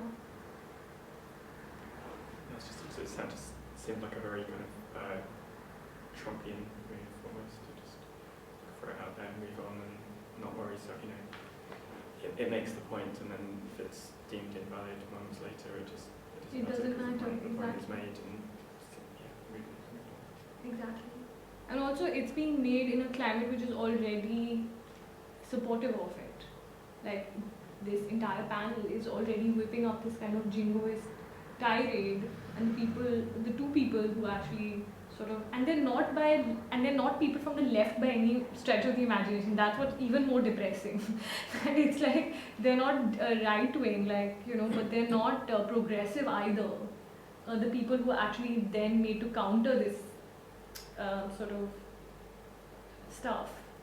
You know, so it's not like there is some kind of radical left position that's even allowed to be present on a television platform. Who were the figures? They're quite centrists, like, you know, sort of pacifist sort of people. But yeah, one is a lawyer and. Could you explain? Yeah, the professor never got the chance to speak, or maybe he spoke before the clip began. What was the thinking behind? What was the actual debate over the flag at the university? So, like I was saying, that since the you know, the whole discussion since this government has come into power is how do you display your devout sort of affinity or whatever worship of this abstraction called the Indian state. And very central to that agenda is education, and very central to education is universities. So the first thing that they've done is gone around just like doing a random check on what universities are actually furthering the agenda of people beginning to love the Indian nation state more, by which they mean stop to critique it altogether in whatever form that is, right? And they realized that there are two universities in particular. One is Jadavpur University, which is located in Calcutta, and JNU, Jawaharlal Nehru University, which is located in Delhi, which seemed as very problematic to them because there was a kind of vibrant culture of left-wing politics. There is a vibrant culture of left-wing politics. I shouldn't sound so depressed. On both these campuses, and that there were events, and we at the university we always organize events that are open to public and advertised quite you know, sort of widely through our search. Or on JNU you'd probably come up with like 5 or 6 things that are happening over there. And of course they realized that there was a lot of conversation happening around Kashmir and Kashmir's need for self-determination. And so, as a response to transforming our minds, they thought that we should come in, senior officials of the army, what it means to sacrifice your life for India and how everyone should be doing it. And these are conversations that they were designing for PhD students, like. And the second thing along with this would be to install massive flags of India in the middle of these universities, so that these flags were visible to us from all communal spaces. And apparently if we kept looking at the flag, we'll fall in love with it. Because that's how it works, that you keep looking at something and then you have no choice but to begin to feel attached to it. So yeah, of course, and then there were some of us who kind of disagreed with that a little bit, and it became an issue. And yeah, but what we were not expecting is that suddenly we would be singled out for police action, and that we could be arrested, and that we could be tried under the provisions of sedition, which is basically treachery against the Indian state. And that could mean being in prison for 6 years without parole. We did not know that.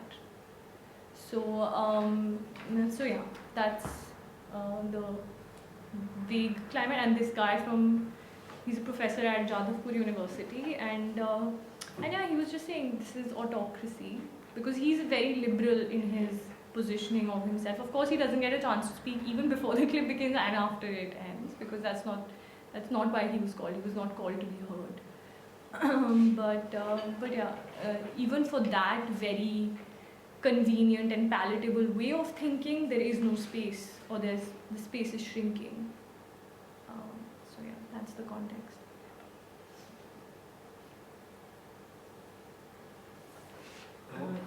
Can I just ask a question? Yeah.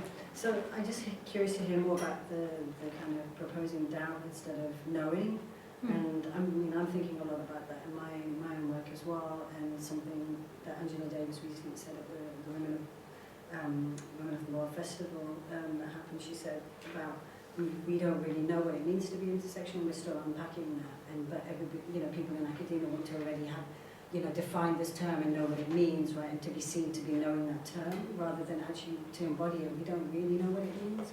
So I'm curious about this doubt, but also in terms of like structural inequality, who can afford to have doubt, and who can, do you know what I mean? Like how, I know occupying spaces, I'm not really allowed to have failure or doubt or not know because of the structural inequalities that I might face because of that. So then who's in a position to doubt and to not know?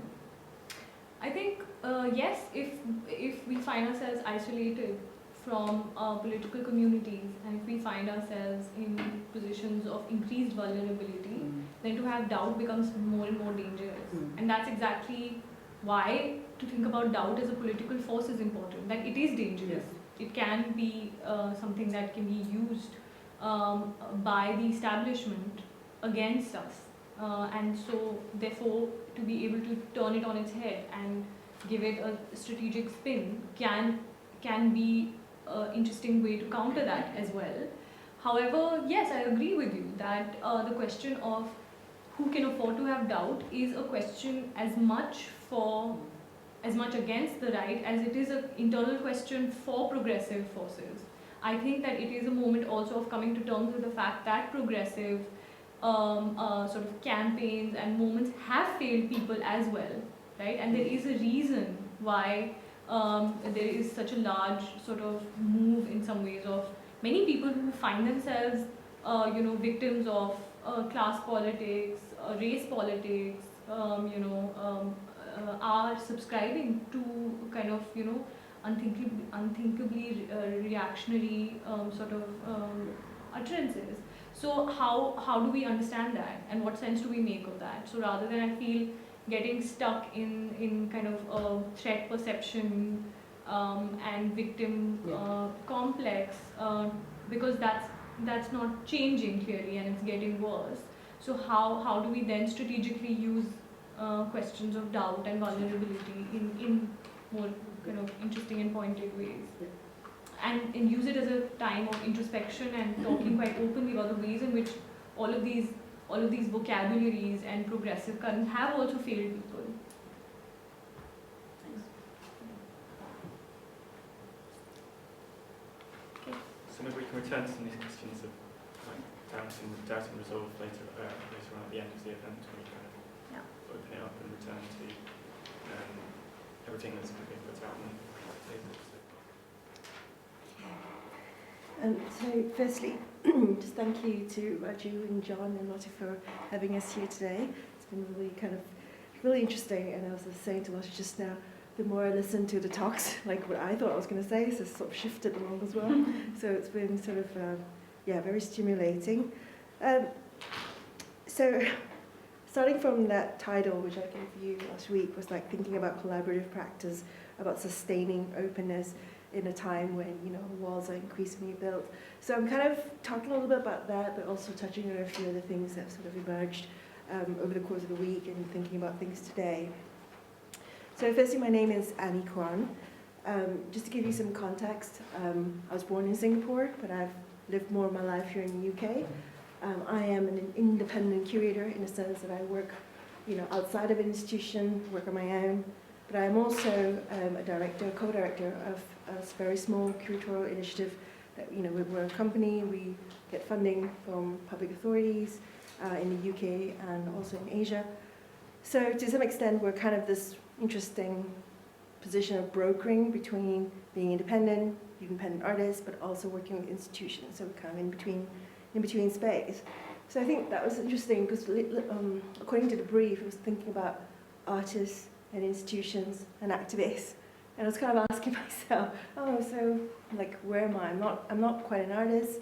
You know, am I an institution? Am I, you know, so there's sort of like, am I an institution? Am I in an institution? Am I the I in an institution? You know, all those kind of relationships that we have with institutions.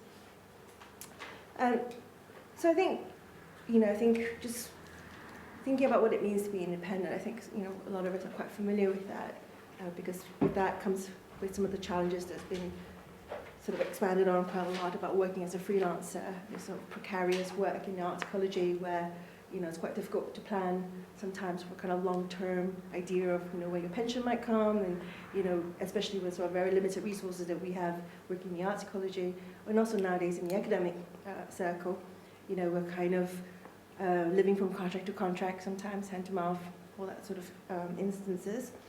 But then I realized also that in the kind of last few years, as we started to get more public funding, we've been sort of shifting in this sort of strange position of sometimes brokering for the institution, sometimes working within the institution, with sort of open up their spaces to us, and then in that sense, having to operate ourselves, as I said to Raju, we're literally around the kitchen table a lot, at the same time working in parallel to some of the kind of rules and regulations of institution, but then also facing outwards towards the artists, who sometimes see us then as the institution, or that we represent the institution. So we're kind of in this kind of in-between space. I think the second point that I just kind of want to make, which I'm sort of laying out this context so you see where my thinking has kind of traveled through. The second point I really want to make is, I think, I was thinking about this. I was recently in Sharjah where there was a really interesting March meeting, and it was called Desiring Institutions, and they were all presenting on what we want from institutions, what they think institutions should be. And I think it sort of follows on from, you know, a lot of these practices that circulate around relational aesthetics, around social participation and engagement. You know, there's this kind of, we live in a climate where there are a lot of really deeply embedded, endemic, systemic issues, right? Really bad problems. You know, just even leaving aside the sort of crazy world stage of political issues right now, like even within our locality, we have, you know, issues where there's a lot of cuts to visibilities. You know, they've released some statistics recently that people who have been described as being fit to work, you know, there have been quite a lot of deaths in that sort of arena.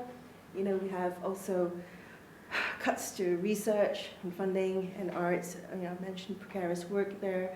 And there's still a lot of racial and cultural violence, both in terms of representation, but also in terms of, you know, opportunities for people to be involved in institutions. So I think that in response to that sort of arena, and then in response to also the kind of work that's being done, where we ask ourselves the questions, what is art's role in this? You know, there's been a kind of trend towards saying, okay, well, you know, there are relational practices, there's social practices, where we are saying that art maybe has a role or has a function to be able to address some of these issues, to confront some of these issues, or propose a more kind of utopian idea of how we can deal with these issues. And to a certain extent, I think it can do. But listening to all those talks in Sharjah, I started to feel like, actually, maybe some of the expectations that have been set up are actually quite unrealistic. It's almost as if, like, suddenly all the problems that are not solvable, you know, they're saying, hey, you know, this is the role of art. Maybe we can solve it through art. And to a certain extent, because of the precarious position art has as well in the kind of wider economy where arts funding is being cut, we also have tried to accept that justification, and we have tried to say, yes, of course, art has this important role, and of course this justifies the funding and so on. But it sort of has a trickle-down effect, I think, which then places this kind of pressure, you know, on organizations like mine, in the sense that we sort of think, oh, we have to be really, you know, open. We have to see how we can be as open as we can. And actually the reality is what people don't talk about when they talk about this kind of more theoretical notions of openness, is that openness takes a lot of resources as well. Because it takes time, it takes effort and care, and all that spells out into more time that you have to take, more emotional energy that you have to care about. And I'm not saying we shouldn't do those things, but it made me then think about like how do we have to do those things in a way that we can actually sustain ourselves, that we're not sort of completely running ourselves ragged, because I think burnout in our industry is a real thing, So these are the two kind of thoughts that I have sort of in parallel, like one about the porousness of an institution, but also our own shifting positions in relation to an institution, whether we work outside it, inside it, and so on. And then the other thing about this pressure to be open, how open can we be, and how to sustain that. So then thinking about resolutions, I think the first thing I wrote back to John was like, oh, it's a very interesting play on the word, resolution, the resolution to solve a problem, but also, the resolve, to resolve a problem, but to also have resolve, And I have to admit, I'm not very good at resolutions. This kind of New Year's thing, like, oh, I won't spend so much, I won't smoke again, and then like, you sort of fail kind of thing. But then I thought, well, hang on, maybe there's something there we can mine, because I think that's how, in a way, institutions can become codified and rigid in themselves, is when you form these resolutions, but then you're supposed to live up to them all the time, or nothing changes from them. Whereas maybe the kind of more human respect of us making resolutions, not quite living up to them, and then keep trying, and then reviewing them, and seeing what else can we do to like make that more possible. And I think partially that's a really good mindset in a way, because staying open is also staying flexible, because not every situation is the same. Not all the problems that you're dealing with are going to be the same. And there has to be a little bit of this kind of, rather than, hey, these are the rules that we follow to solve that problem, maybe it's about, okay, we're going to have to review that, how are we going to deal with that? Or, yeah, we really failed in that situation, we didn't deal with that well, that's fine, let's look at how we can do that better. And being able, I think, to admit that is not something that is so easy, I think, working with institutions, because everyone has these reports to fill in, and everyone's worried about, is this going to be detrimental to the next lot of funding, and so on and so on.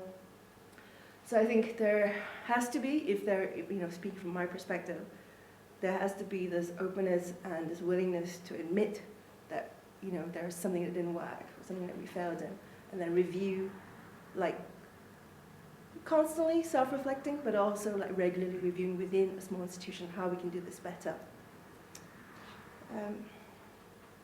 And then I want to just play this, just to, okay, so I'm just going to let this run in the background, and just give you sort of a few case studies here just to kind of think about. So this is a project that we did. We had a connection with the cooperative funeral care. So we opened up an invitation for an artist to respond to the fact that we had the entire funeral cortege to work with. And so the artist Richard Dominici came back with this idea of the death of social housing. And this project was, as you can see, he's kind of got a commissioned coffin that looks like a council housing.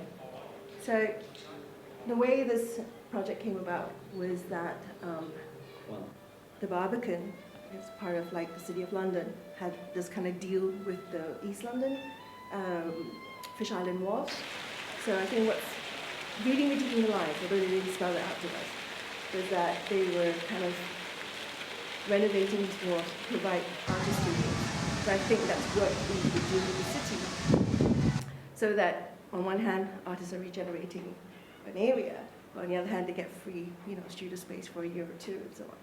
And so we were kind of invited in, and they gave us a tiny little opening that we kind of went in, and we thought, well, let's address that. Let's address this tension between the two. And so it was kind of an opportunity to then say, well, we had all these performances. This was a Budi Wijaja looking at sort of the trail of migrants from the East End when they first sort of arrive, and then kind of as they become more established in the city, sort of move their way across the city. So that experience was really interesting, just because I don't think the Barber can realize that we were going to make a performance criticizing the fact that they were using artists to regenerate an area. So we kind of snuck in there. But the other thing I think was interesting for us as well was that I didn't realize that by trying to put public performance with a funeral cortege and all that stuff from the East End, which is in Hackney, all the way to the City of London, we would have to deal with 4 councils, London traffic, London buses, the Metropolitan Police.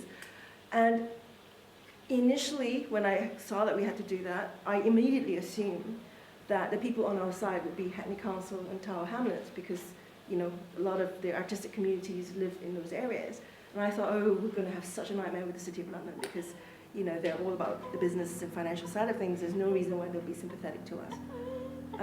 But actually, in effect, the representatives from the City of London were really kind and really open to what we wanted to do, as long as we didn't damage any kind of, street furniture or hold up buses. They were actually really kind in advising us and connecting us to London traffic.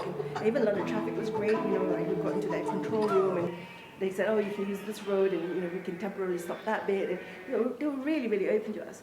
And I was really surprised actually that the most kind of opposition that we received was actually from Hackney Council, where they kind of said, I think he just couldn't get his head around the fact that it was a fake funeral. And he's like, but it's fake. I said, well, the horses are real, but the carriage is real. He said, yeah, but there's no dead body. He's like, yeah, it's just a dead body. He just couldn't get his head around it.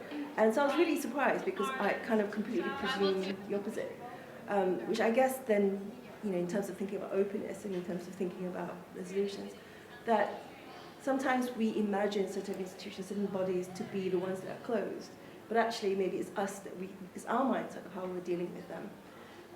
That is the issue, and maybe keeping an open mind to what we can do, the little holes that can open up institutions and finding ways to work within that is actually also possible.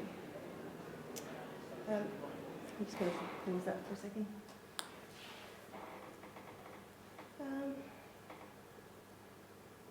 However, there are other issues that I want to talk about in a different perspective, in my work as an academic with Southeast Asia.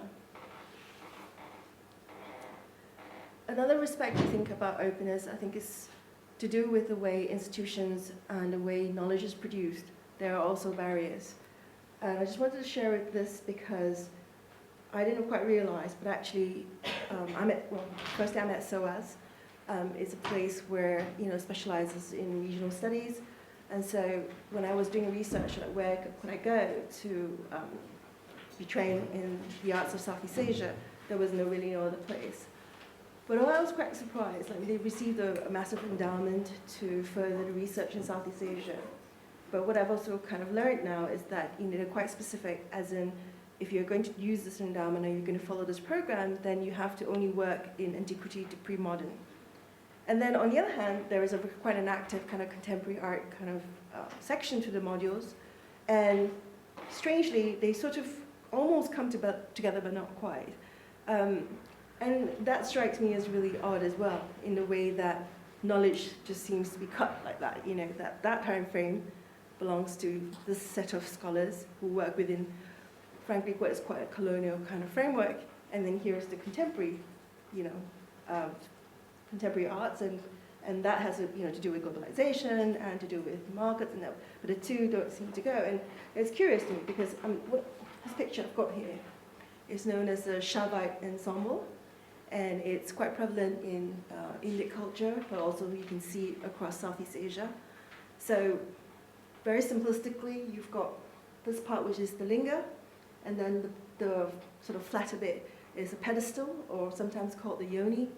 And together, they're supposed to represent a kind of dynamic between male and female, which is commonly associated with fertility and sexual union, but not necessarily so, I think. And it's been argued now that it's actually more about the disunity between the two. But that's, a lot more complex than what we're going to today.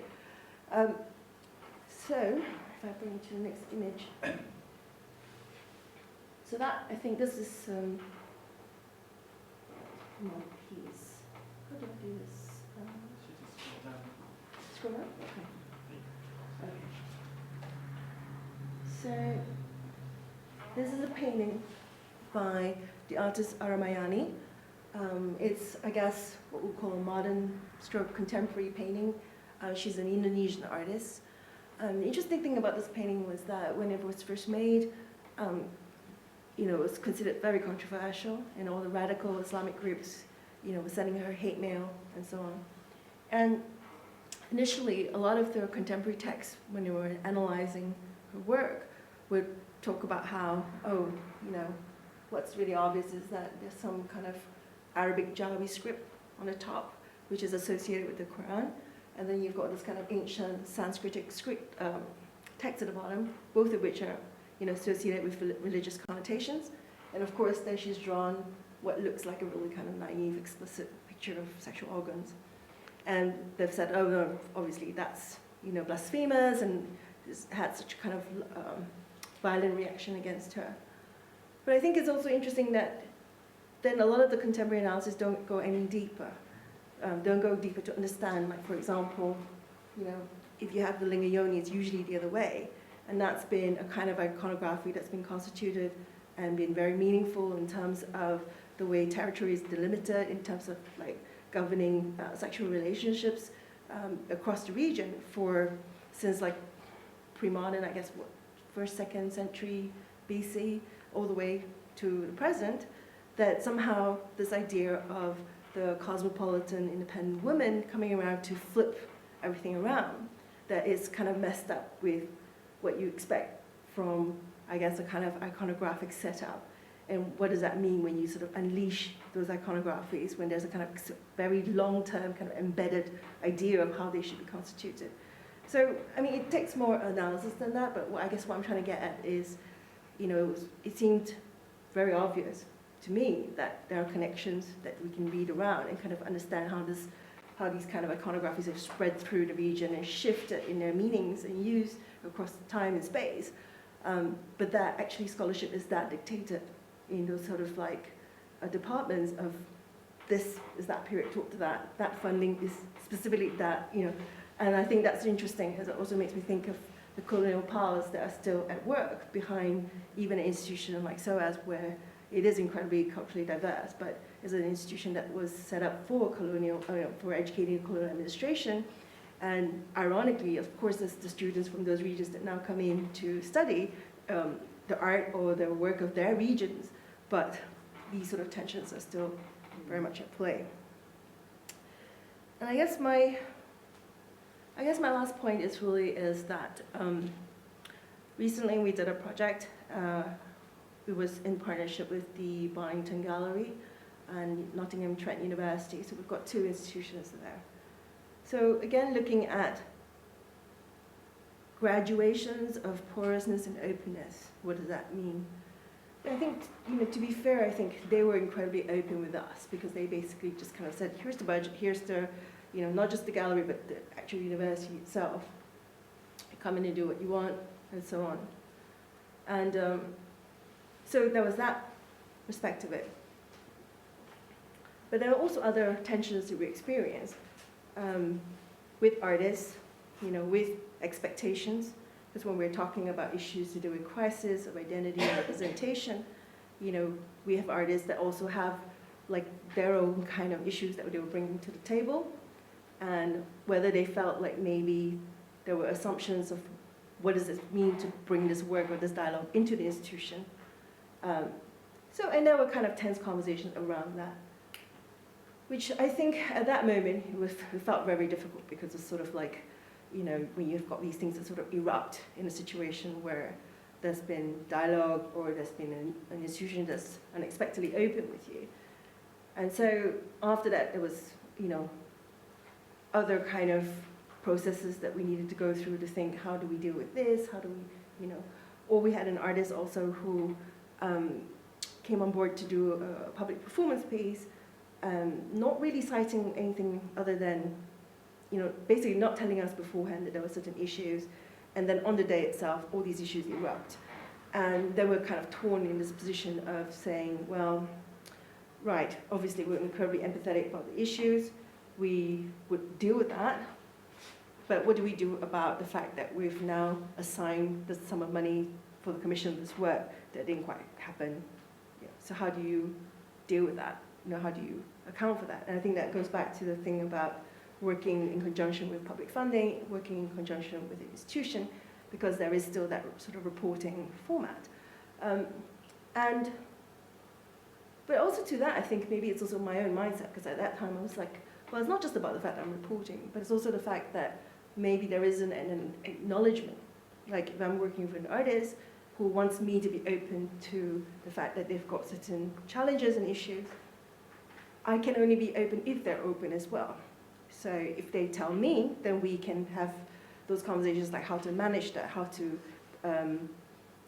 support it, how to expect that if things don't work, how do we address it together, rather than not say it, it all goes wrong, and then we say, oh, but it's due to all these issues, which then puts us in a position where we kind of go, well, we can't critique that because that would be terrible because it shows that we're not sympathetic to those issues, which obviously isn't the case. So that was really tricky. Like, how do you manage that? Because obviously, as a young organization, we didn't want, somebody to go away and go, oh, they didn't care about this disability or they didn't care about that, which isn't the case. So one thing that helped a lot from that was because we knew other people who were more senior than ourselves in our other organizations. So we had a conversation, like very private conversations with them, who gave us advice on how to deal with those sort of issues in a sort of sensitive but also sensible way. And I think that probably leads me to kind of my last point, which is about the sustainability of it. And because we can't solve the big world issues yet, and we can't solve the huge funding issues yet, I think the only way to really sustain ourselves in being open, in being able to acknowledge like fault or acknowledge weaknesses, and to have enough to keep going, to have the resources to care, I think it requires actually partnerships and collaboration. So if we're just a small organization, it strengthens us when we have these relationships with other organizations who are going through the same thing or have already been through that.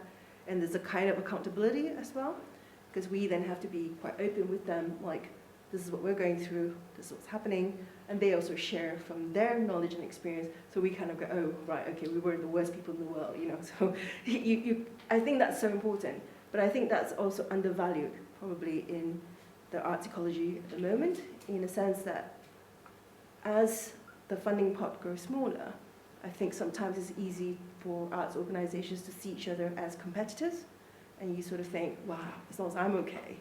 But I don't think that's a very sort of long-term vision. I think to really be open and to sustain yourself, we need to work together, because only then, if we can kind of mutually grow, the entire art scene can also grow and sustain itself better. So I think that's probably my last sort of point. Yeah. I'm wondering if we should maybe move on to Wail and then come back to questions at the end.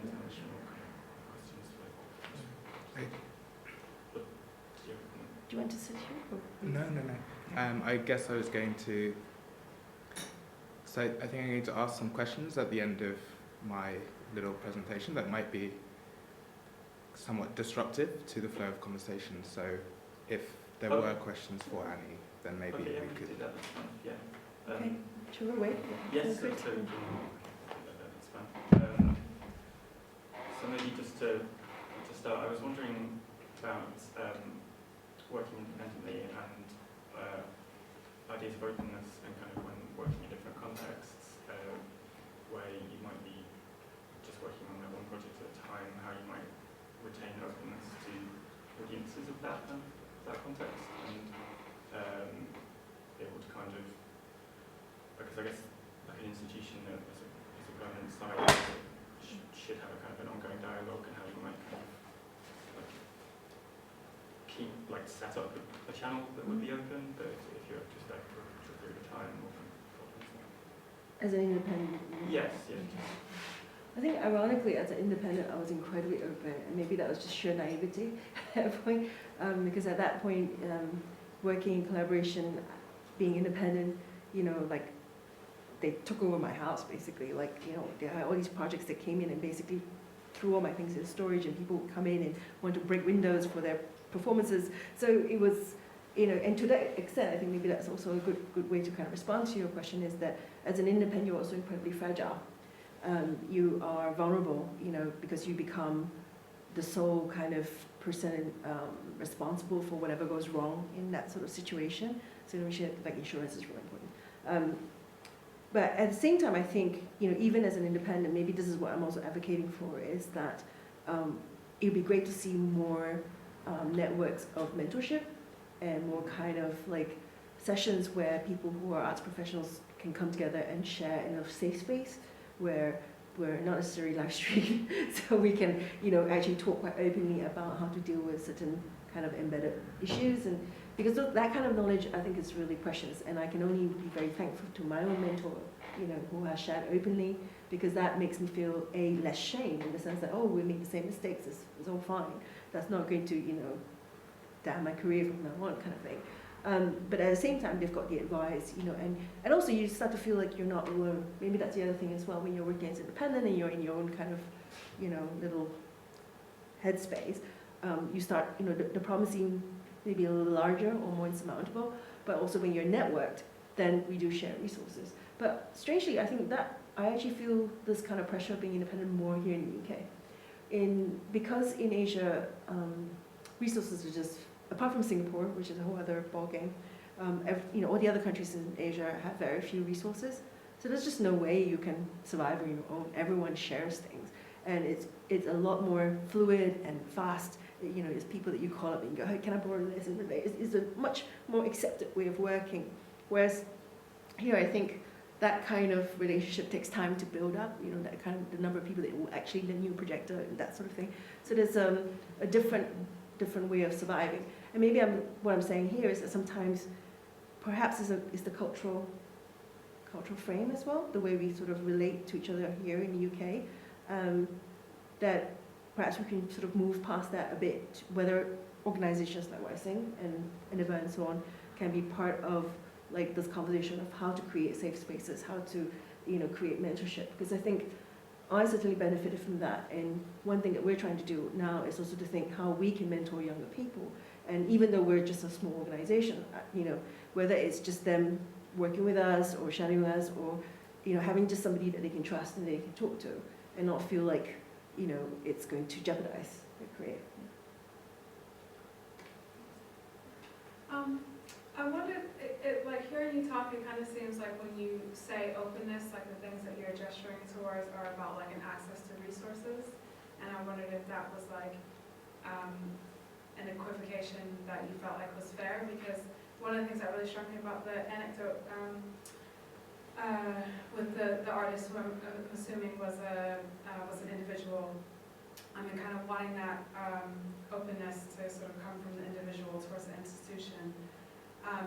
And kind of how much is sometimes at stake when that happens, because in my like anecdotal independent experience, it can seem that like if an individual asks for something that the institution has never been asked before, it's very easy for that individual to be branded as like sort of outside the frame and difficult. So I wonder then how you as like a mediator could mitigate that risk for mitigate that risk for the individual artist to basically, because I feel like in a way like collectives work that way, right? Because if you can say like, oh, this is not fair because of these set of guidelines that exist, or this is the standard, to addressing these like set of ableist practices, or whatever, then that kind of gives individual artists like a more sturdy leg to stand on when it comes to like facilitating access. So I just wondered how. I think firstly, what I'm talking about openness is not just about resources. I think openness is about the relationships. It's a kind of mindset as well. So I think openness goes both ways, from both people in, I guess, the more marginalized communities having an openness as well, to not presume that institutions are just monolithic, because institutions are also made out of people, and quite often, sometimes the people are quite well-meaning as well. They're just stuck within a certain machine. So I think openness on both sides, investment on both sides, keenness on both sides makes that relationship work better. And then openness also has to do with like knowledge, systems of knowledge as well. In regards to that specific question, I think part of the problems was us shifting from being this sort of young organization into like thinking, oh, we have to have this kind of set up, we have to be prepared for these sort of issues to emerge, because before that we certainly did not think that. And I think kind of looking back now, I think it required a lot more relationship building, I think. So that was definitely it, because we did go through maybe 6 to 8 months of sort of talking to the artists, but in a way that was very much focused on just the project itself. And maybe we didn't necessarily volunteer the time or space to say, are there any other issues surrounding the delivery of that project? You know, could there have been other issues? And because partially it's that sort of sunny British thing, like it's not like, hey, you get so personal and like what other issues there are, you know, because we don't really do that. But I think maybe there should be some space for that, you know, because I think the artist did mention, oh, she has got dyslexia, which didn't really come into play in that particular context, but maybe we should have asked, like, are there other issues, you know, what other things do you need to make sure this goes well? But then also maybe to have this kind of process at the end where it's accepted as a part of the debrief, as a part of the feedback session, to say, okay, so maybe we're talking about this work. What are the challenges that the artists face that they kind of go, well, I like to deliver this work. I like to be able to be given that commission, but I'm also afraid to acknowledge that I've got these other issues because I'm afraid that it's going to immediately brand me as this kind of artist or, you know, having this kind of disability. And maybe that's also important to say because I think it's a difficult card, isn't it? Because you play this card of like whether it's the race card or the disabled card in a sense. No, a lot of artists don't want to do that because then it kind of puts a frame around the work, which isn't necessarily what they're aiming for. But maybe there are other ways to try and discuss that. That's something that we're still trying to figure out, to be honest. Like, we're not entirely sure. But I think we're trying to be more open to the fact that when we write the application and we're working with a new artist, that maybe there are things that we're discovering along the way rather than that it's just about the delivery of the performance, I think. Yeah. Issues, but I think there's like several conversations currently happening around things like LD50 and a certain art object at the Whitney Biennale, which I think what I'm going to say will speak to, but not in any kind of explicit way. And as I was saying towards the end, I'm actually not going to take any questions. I have questions for you, so I would like to like renege this seat when I'm finished and like immediately start the discussion. I don't know how much time there'll be, but the questions are for you, and I'm not going to take any questions. So everyone wants practical advice, but only ever at the end of the day. Typically, the question of what work needs to be done is an afterthought tacked on to make banal conversations seem relevant. So I am glad that our starting point today was a practical question and the chance to suggest and make resolutions. Usually resolutions are made for the beginning of a new year. I wonder what resolutions were made on New Year's Day 2009 and in the month of January 2016. Why? Well, I'd like to tell you two stories.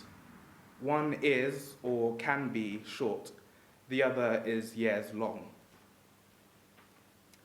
Oscar Grant. There is a square in Oakland that the community have renamed Oscar Grant Plaza. I don't know the square's actual name, but its nom de guerre is sufficient. Oscar Grant was shot in the early hours of New Year's Day 2009, face down on the platform of Fruitvale Station, shot by a Bay Area Rapid Transport System police officer. Sarah Reid. Recently, the one-year anniversary passed since the death of Sarah Reid. On the 10th of January 2016, the 33-year-old was found dead in her cell at Holloway Prison. But the story of Sarah Reid's death begins much earlier. In 2003, her newborn child fell ill and passed away. In that horrific moment of her life, Sarah was dealt insult to injury when the hospice caring for her baby said that she and her partner would have to convey their child's corpse to the undertakers themselves. Sarah had to take her lost baby to a funeral home by taxi. I would say that this is the first state-dealt blow in a long succession towards her death. In the years to come, her mental health deteriorated and she was hospitalized because of that a number of times. But in 2012, she came into contact with a police officer, PC James Kiddie, after she was accused of shoplifting from a Uniqlo store on Oxford Street. CCTV footage from the shop's back room showed Kiddie dragging Sarah around and punching her in the head. Unusually, the officer faced charges, though only for the least serious form of assault. Unfortunately, Sarah's mental health deteriorated again. Not long afterwards, she was hospitalized in 2015 under powers in the Mental Health Act that allowed doctors to detain patients. But in January 2016, Sarah had found herself in Holloway Women's Prison, facing charges of assault herself. She told her family that a member of staff had attempted to sexually assault her at the Maudsley Hospital, an attack that she fought off. Despite her poor psychological state and vulnerability, she was remanded to prison and never transferred to an appropriate secure hospital for vulnerable inmates. 10 days into the new year, she died. But her life until then had been a slow death. Her life was, in other words, black. In January this year, we marked the 1-year anniversary since Sarah Reid's death. But why is that final moment of her life the one we mark and remember over the events that led up to it? Perhaps if we were able to recognize that black lives are under constant attack, that black lives seem to be characterized by death, we would be able to create a world where it's possible for people like Sarah to actually live. What resolutions were made in response to these two deaths by their families, friends, killers, activists, or institutions? Was it to remember, to kill again, to wear body cams, to get away with it, to make Black Lives Matter, to lay flowers, to abolish prisons, to get therapy, to go back to work, to protest, to destruct, to bury a child? The important recognition in recent movements grouped together under the name Black Lives Matter is their ability to expose how truly living as black is impermissible. Prisons, courts, hospitals, police stations, train stations, deportation centres, and even the place of supposed care in death, the hospice, are all institutional markers of this society's hostility that creates some of us as black. These are the institutions that force black people to live a life of struggle and resistance, whether that is simply trying to survive this world or trying to create another one where the death character of blackness is dissolved. It seems possible to mark the years since deaths, the gaps between mental health breakdowns, or the years until freedom from incarceration. In fact, these are these are not only possible, but required markers of time in black life. When will that no longer be necessary? When will we capture the time of everyday resistance instead? Is there a calendar for justice? So to move towards a resolution, I'm fighting for black lives because my life relies on it.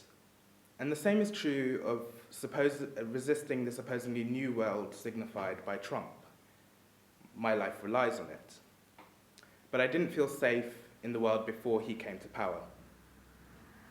We've all been asked or told to love Trump's hate. I think it's important we start somewhere else. There are communities Trump vehemently hates, and whilst you might not share his sentiments or politics, I don't think you love them either. Never in our lifetimes have black people experienced social love. So what could you do that is truly loving? The far right have seen success all over the world, all over the West, and it's because they're winning a battle to transform our everyday lives for the worse. Headline policies like the anti-Muslim ban might have been easily defeated in the courts, but the poisonous foundations of Trumpism are much more familiar and dangerous.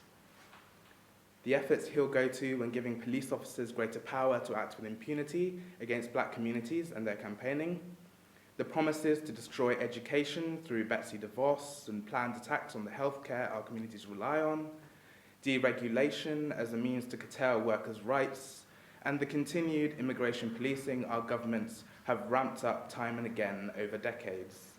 Those attacks go far beyond Trump or any other popular reactionary leader, and they're very familiar here in Britain too.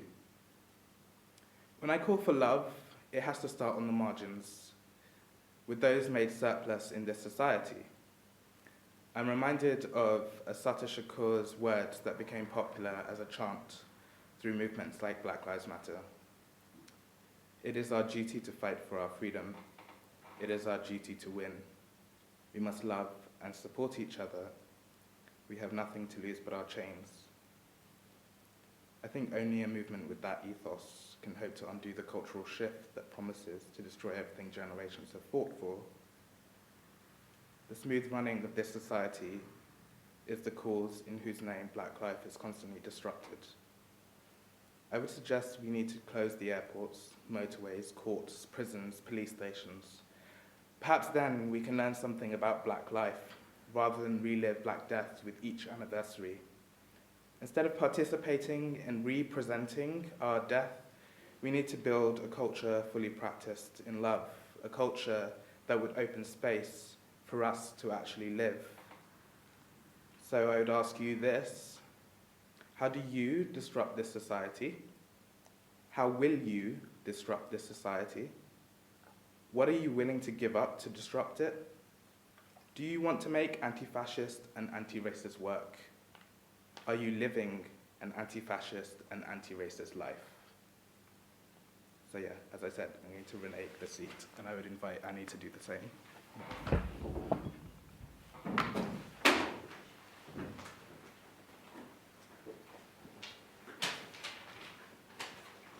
Can you restate those questions that I've said I'm not answering?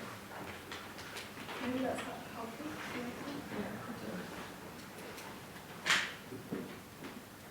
So the first question was, how do you disrupt this society? The second question was, how will you disrupt this society? The third is, what are you willing to give up to disrupt it?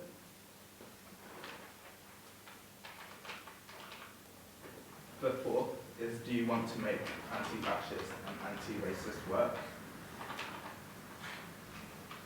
And the final question is, are you living an anti-fascist and anti-racist life? I had another question earlier, which I thought was really good. It was like, I think you said, how do you show love to, I'm not sure if you specified the black community specifically, but it was a question about that. What was the exact phrasing?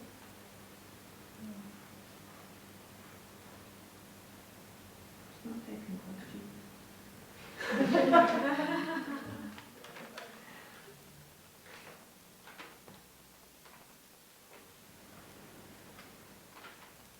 Maybe someone else can remember.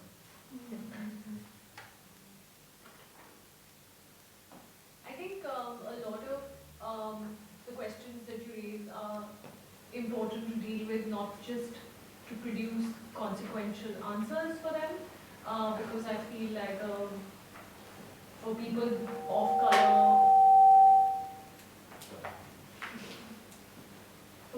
color belonging to different parts of the world, where racial hatred takes the form of caste hatred, where it takes the form of violent social inequality, and also kind of works with other kinds of forms of social exclusion, making it quite a seemingly sort of impenetrable system.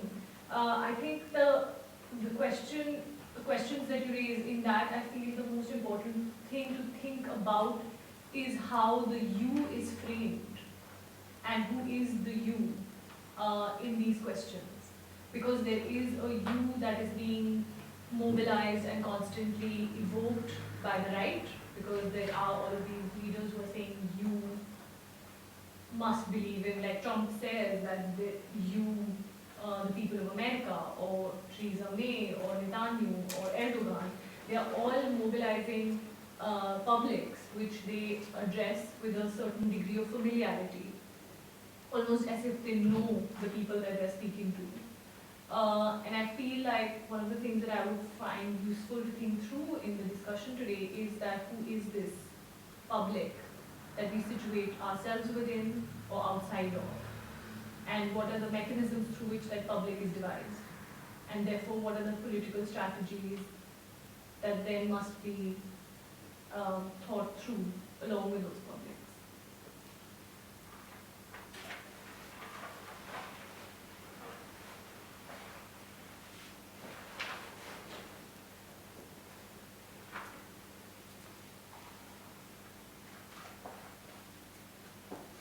I guess just responding to that, I think how you define your you, I think is really interesting. Because I also question, like, I guess, how do we define black? Because here in the UK, I mean, the Black Artist Movement has a very strong history and a kind of very strong presence. And to some extent, if you're sort of a minority ethnicity, but you're not quite in that black frame, it's been quite difficult to negotiate as well. Does that make sense?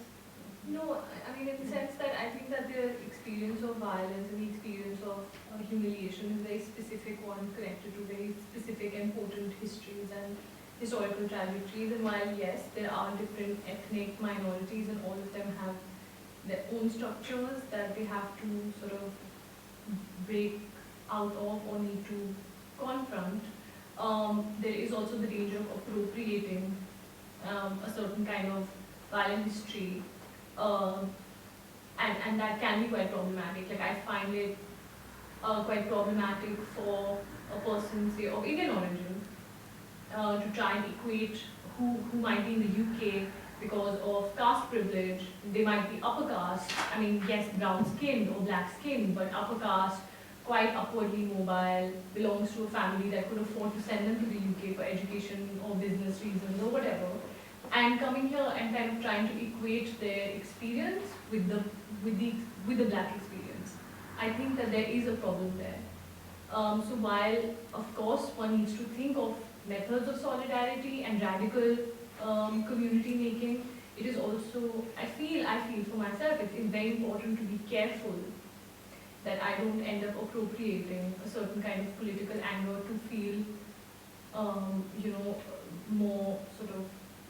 I guess I'm thinking more in terms of not so much about appropriation, but more maybe about looking at the idea of what black means, and like the way Weston talked about it being something more discursive that arose at a period of time where it was about certain kind of systemic issues of lack of representation and racism, that various communities who are not white could come together to kind of be a coalition of advocating for more representation and for diversity. So that's an ideal and very nice utopian thing, and of course there would be, and I think that yes, while that would be that could be utopic, but I think that in effect, I find people of other origins also sometimes replicating structures of violence against people who are less disenfranchised than them and less than. I mean, it happens in caste all the time. In the Indian social structure, there is something called as caste, where Brahmins are on the top, and then Kshatriyas and Vaishyas and Shudras, and you see it's not just the Brahmins who are levying all the violence down to the Shudras, but the person just above the Shudra will be worse to them probably than. And similarly, I think the Black Arts Movement also has that way of excluding others as well. I think. How? For example, in 1993, I went to a conference which was called the Asian Identity Thinkers, and it was dominated by subcontinental Indian and Black British, and there were other people that were Asian there, and we were told quite specifically, like, for the purposes of this conference, you're not Asian. Like, they told us we were not Asian. And I think that's actually quite a violent thing to say to someone. You might say specifically today we're talking about some issues that are, part of this particular system.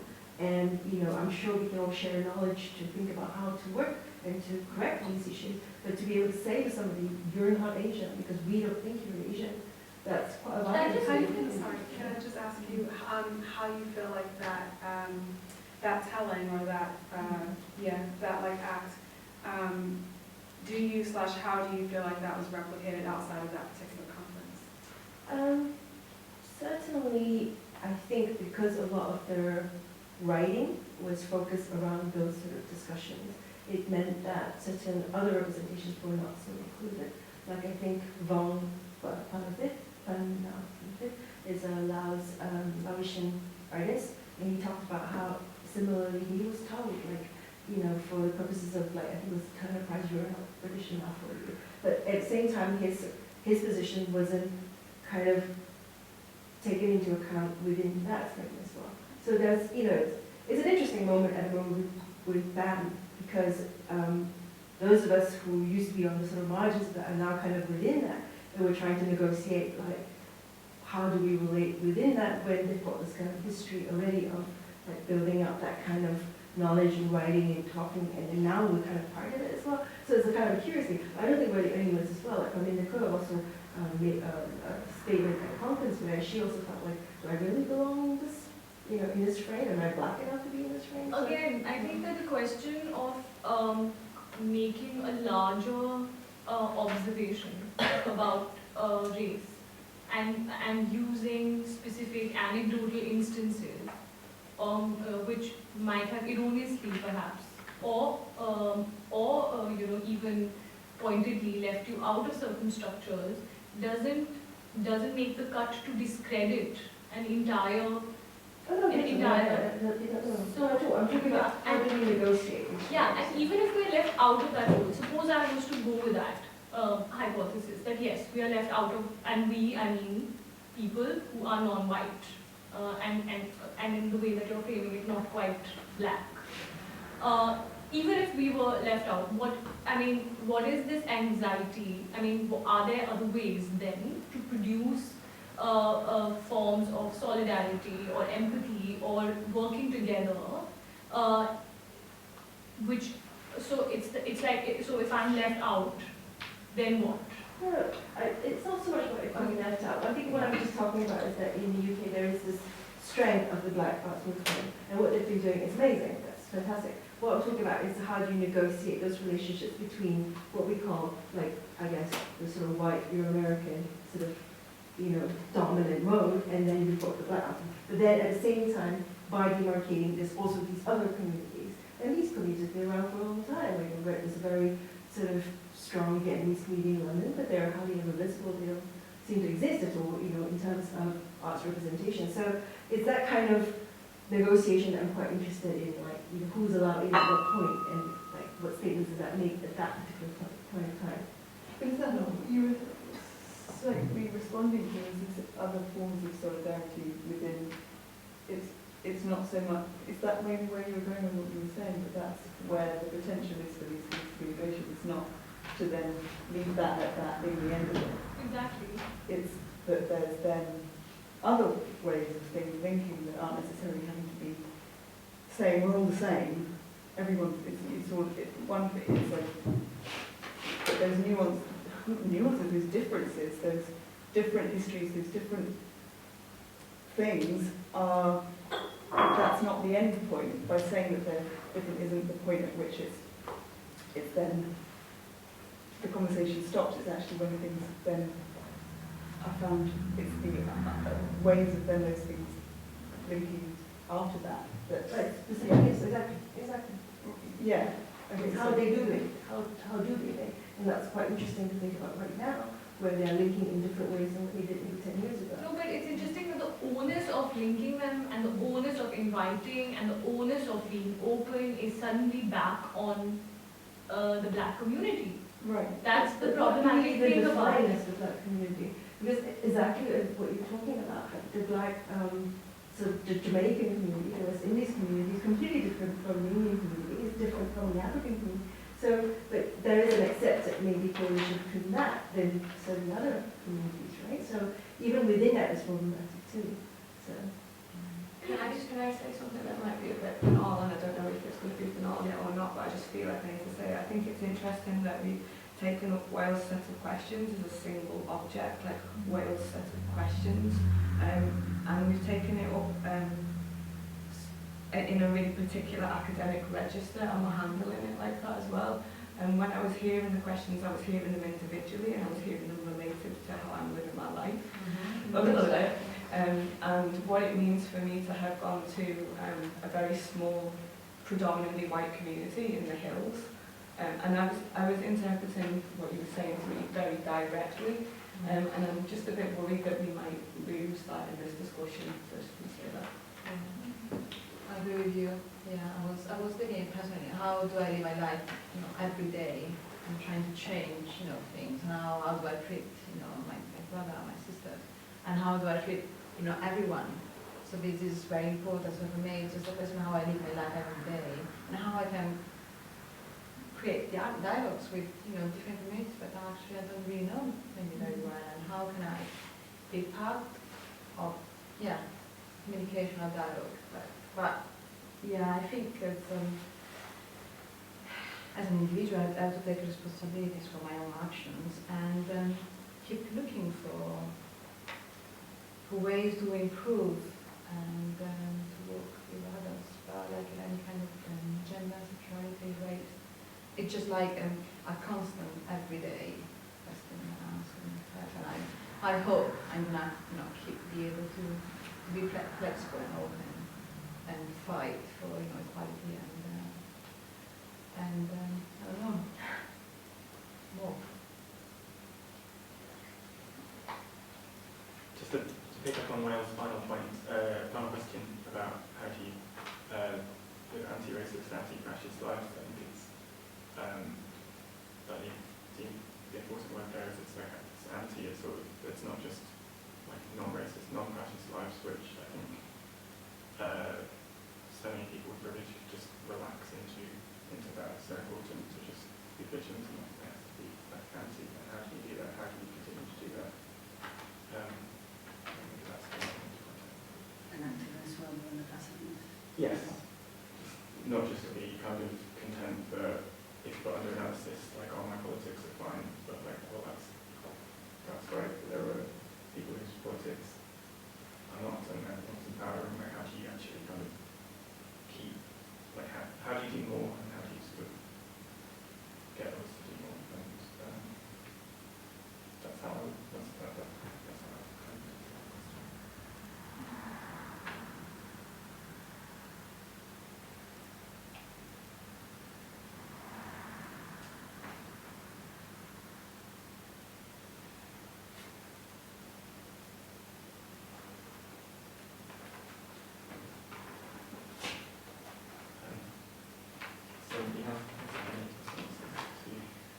I was just going to say, because I really liked Will's other question, that something about how do you show love to, I can't remember the rest of that sentence, but I think what it made me think of was when we were working and there were situations where, somebody's angry. And I think what we tend to do in British culture is that when people are angry, take a step back and go, like, whoa, don't want to deal with this. And it's, you don't need to kind of express that. But I think sometimes part of like saying, how do you show love, is actually allowing space for anger and allowing that somebody's expressing anger at something and allowing that to just rest and be that moment, which I think we try to suppress a lot, and we try to kind of, I don't know, aikido it away in a different way and kind of like not address it. But I think sometimes that's necessary because it's just part of that moment. I think I'll say something. Sorry, I didn't get your name, but in response to your comment as well, but just also to Wail's kind of comment that kind of was very much in the kind of in the future tense of what will you do, and you not being clear but saying I want to, but I'm not sure what to do. I'm just thinking about legacy and what kind of what I was talking about earlier in terms of how can you build upon what's already been happening and the activism that has already happened, because anti-fascism and anti-racism has been happening for many years in this country. we can't erase that. It's not just in the future or in the present. And maybe then it doesn't become so difficult to imagine what we can actually do, what we can do in the future. I had a kitchen table conversation actually, sorry to keep getting on this point, but with my stepdad, who I don't know very well, I'm just getting to know him around the kitchen table, and he told me that he moved to the country in the end of the 60s, and they used to organise anti-fascist meetings in people's homes actually, because they didn't have anywhere else to go, and they had to keep rotating so that they wouldn't be surveilled and found, and they didn't have a name. So they kind of had this anonymity and organised in that way, and that really got me actually thinking, oh, actually this could be a really good way of working collectively, you know, in a way that we don't actually have to be so precarious and vulnerable, or how we can build on that. So I think sometimes it's also about looking into what's happened before. I mean, I live in a cooperative, and it's only women co. And you know, we open up, you know, what means to be a woman. And I've been fighting, I don't know how many years, you know, to have a definition that actually represent also minorities. And the struggle to keep, you know, to change, you know, to define what meaning means, has been a very, very long one. You know, I have an agenda with also other some of my housemates, but it's just so difficult to break some stereotypes. And people are scared of what I don't really understand.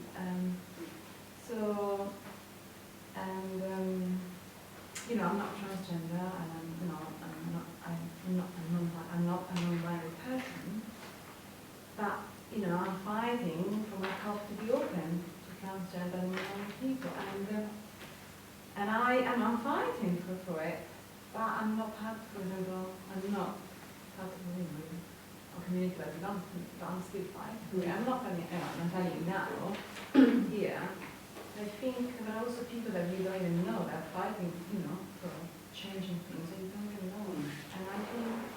And I think sometimes we underestimate how many people are there ready to have changing things, even if I'm not part of a specific community.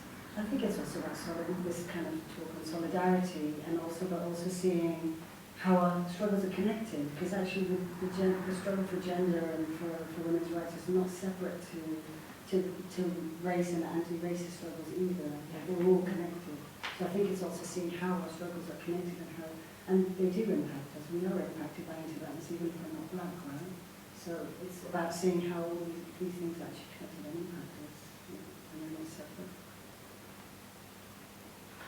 It's just so sad that sometimes we always, as Claire would say, we just become so academic, and then we just forget about we're actually all human beings, and we just need connection, and we need, you know, to keep Can I fix the concept? When we talk about, you know, any kinds of, I mean, honestly, I don't want to be misrepresented on that. I just was concerned that we were running the risk of only speaking in an academic register. Yeah. I wasn't trying to separate it. My experience coming from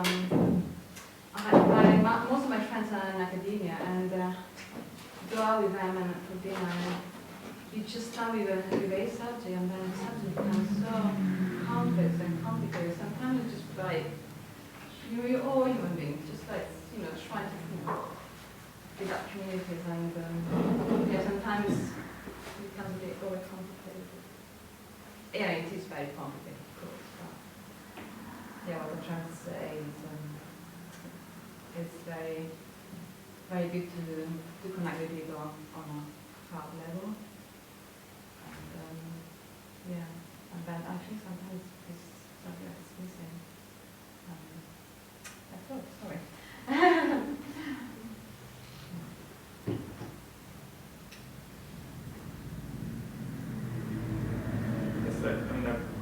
They're very, very practical questions, and I think that's the point. It's important to respond to them practically, as much as taking them to abstract territory or problematizing them. And I guess that was kind of one of the original ideas behind the study day, was to try and synthesise some of the conversations we're having and some of the discourses around into kind of practical things that people can take away of that sort of the idea of the resolution. And I guess lots of the conversations today have been really kind of interrogating what a resolution might mean, or playing with that, and that's very important too. But I think it's also it's very important to work out how to, in words that anti-racist, anti-fascist lives, to have kind of practical guidelines, or strategies to have.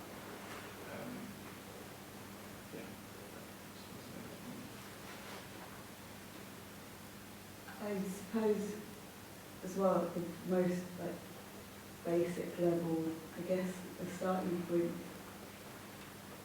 I guess I'm even still in a bit of a comfort zone of it, like whether of how that happens, but just going through the sort of slightly uncomfortable process of seeing where I fit in lots of things, like where you fit into the historical stories of the place that you live, where you are in the world, like that kind of just quite personal, I suppose, but completely necessary, like realization of where you sit in it, so that then you can find out where you can then have your voice in it. So like whether that's through reading a lot, or trying to take some of that responsibility of where you're getting that information, so you're not relying on being always told by people who have a different experience. And I guess that's not necessarily an active thing, but it's the place to start from so far. Yeah, I think another thing as well is like I feel now really gross about what I just said like 5 minutes early. Like, what have I done moving to this? Like, it's not fucking about me at all. No. Like, no, I know, but I'm just like trying to now get out the feelings that I'm having about what the fuck I've just said, because I'm trying to trying to be accountable to the emotions that I'm feeling, and accountability doesn't just mean. I mean, there's a really fine line between complicity and accountability. I'm starting to think, as we've been talking today, like it's not enough to replicate the problem all the time. Like, I would really like, in the future, I would really like for it to be like this. I mean, like, that's actually, although we need to have a sense of the future because we're living in such precarious situations where that's foreclosed to us, I actually think it's more important to think about the presentness of the questions and like what it means to kind of accountably listen to what the question is asking you, and not just like be overwhelmed with what you think your answer should be, you know.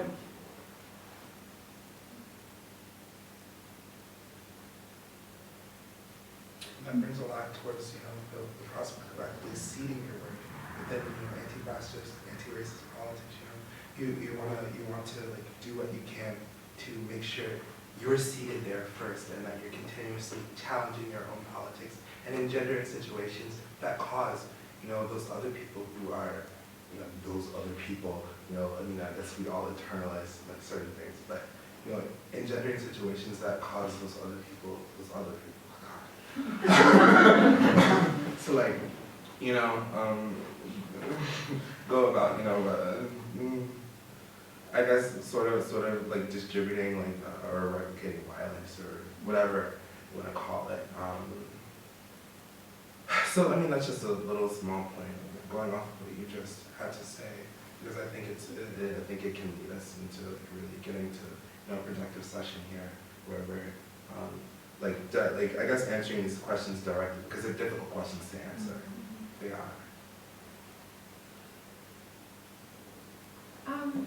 I feel like one of the ways in which I need to disrupt,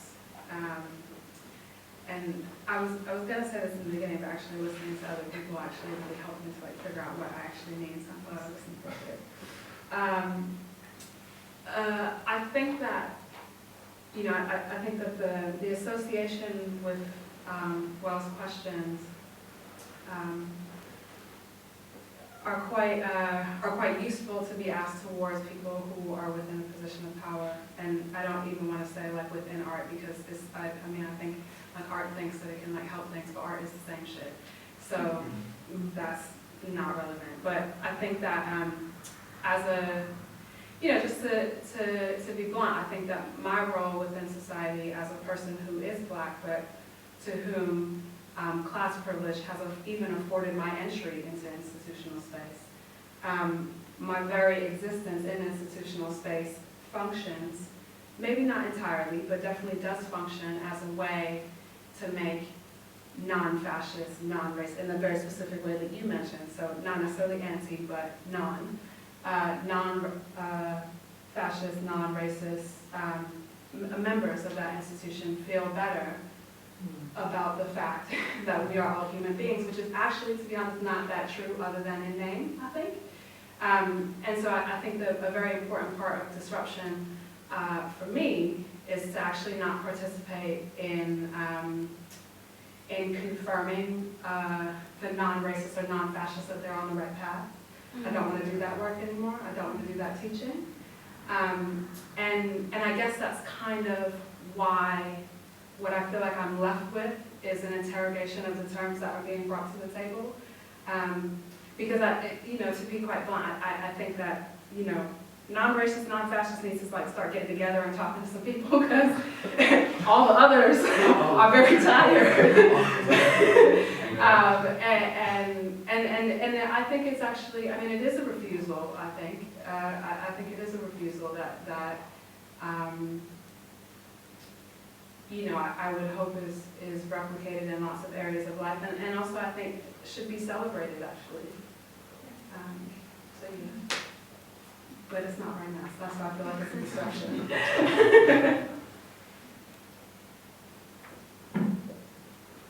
is not a question, a request. Could you reiterate the question as I read that to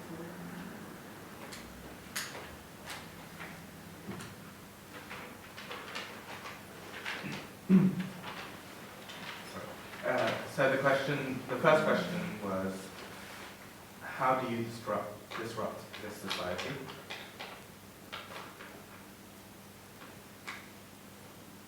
The second was, how will you disrupt this society?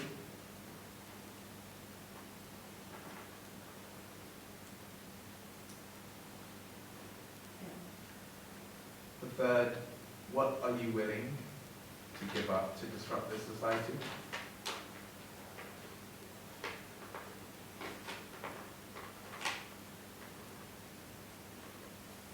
The fourth, do you want to make anti-fascist and anti-racist work?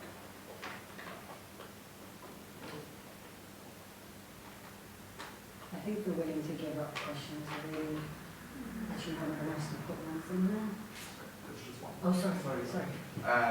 And the last one is, are you living an anti-fascist and anti-racist life? I think that one speaks to me as being most urgent in terms of positions of power or structures, and the one thing that doesn't seem to shift or change when we're talking about the restructuring is about giving up power. So I think that's, for me, sounds like one of the most urgent ones in there. Because it just seems like people in power don't want to give it up, right? That's really interesting, because it took me a while, because the International Women's Day thing, and everybody was posting all this stuff about celebrating being a woman. And I found that really difficult, so it took me a long time until I was thinking of like 2 weeks late before I sort of said, right, I'm not ever doing that again. I don't want to be part of this. Because I just feel like, it's one avenue which you can sort of champion, and you can use it to your advantage and say, well, I'm a woman, hey, I can celebrate women achieving things, and that is one card one can play. But I don't really understand the point of it anymore, when these sort of very strict gender and sexual demarcations are exactly what people use to enforce prejudice on others. So why play that card in a sense?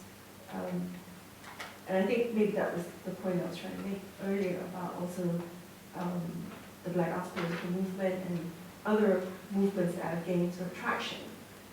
because it's quite easy to kind of close the door behind you and kind of go, well, we need to keep that strong moving forward. And so I don't know what the correct answer is, but I also wonder whether there's also other avenues where other strengths that can be gained through connecting, because whether it's connecting into regions of knowledge or into time frames of knowledge, there is something to be had in there, connecting between communities that strengthen as well in gender. Can I say something? Sorry, I'm just going to come out of the bad guy for you at the end of this, but I have another. No, but I feel like this is another thing which we need to, which troubles me a lot about the word of race card or women's card being thrown around also, which I feel. So of course, playing the woman's card may not get you a job, or it might not give you a promotion or even a university admission, but it can get a woman whose water is about to break a seat on the bus. It must. And I think that we must equip ourselves with, especially as people who feel that we are more vulnerable, we should equip ourselves with all kinds of cards which we should use strategically. So when I need to use the race card, I will. When I need to use the women's card, I will. Because the movements for justice have fought hard to give me all of these cards so that I can wield them not unintelligently but intelligently in situations which demand that. So I think that if I'm in a situation where I know that I'm in a position of vulnerability or under threat because of the color of my skin, I will play the race card because I must. But if I know that I'm in a situation where I am actually in a position of privilege on account of my gender or on account of my class, I will play another card. Sometimes I play just the badass card, or just like, the love card, or just the I want hugs card. So it's sort of, I mean, really, like it's like we must have all the cards that we need, and we must equip the people that we're welcoming into the world of politics and of thought and of action with all of these cards. These cards, I wish someone had handed me down the entire suite and said, please use them whenever you need them, and in different situations. So I have to disagree in the sense that I understand where you're coming from, and I do, because I think the struggles for each of these communities is very real, and if you've built up the ability to use a card, it's really difficult to say I'm not going to use it. I really do understand. But I guess let's look at their specific example you talked about a pregnant woman who's very vulnerable, she's got a seat. We have a pregnant person in our team, we had a pregnant person in our team, and we have been trying to work with a baby that has grown from 0 to a year now, in between production meetings, installation, everything. The baby's been there. So I kind of understand what you're saying.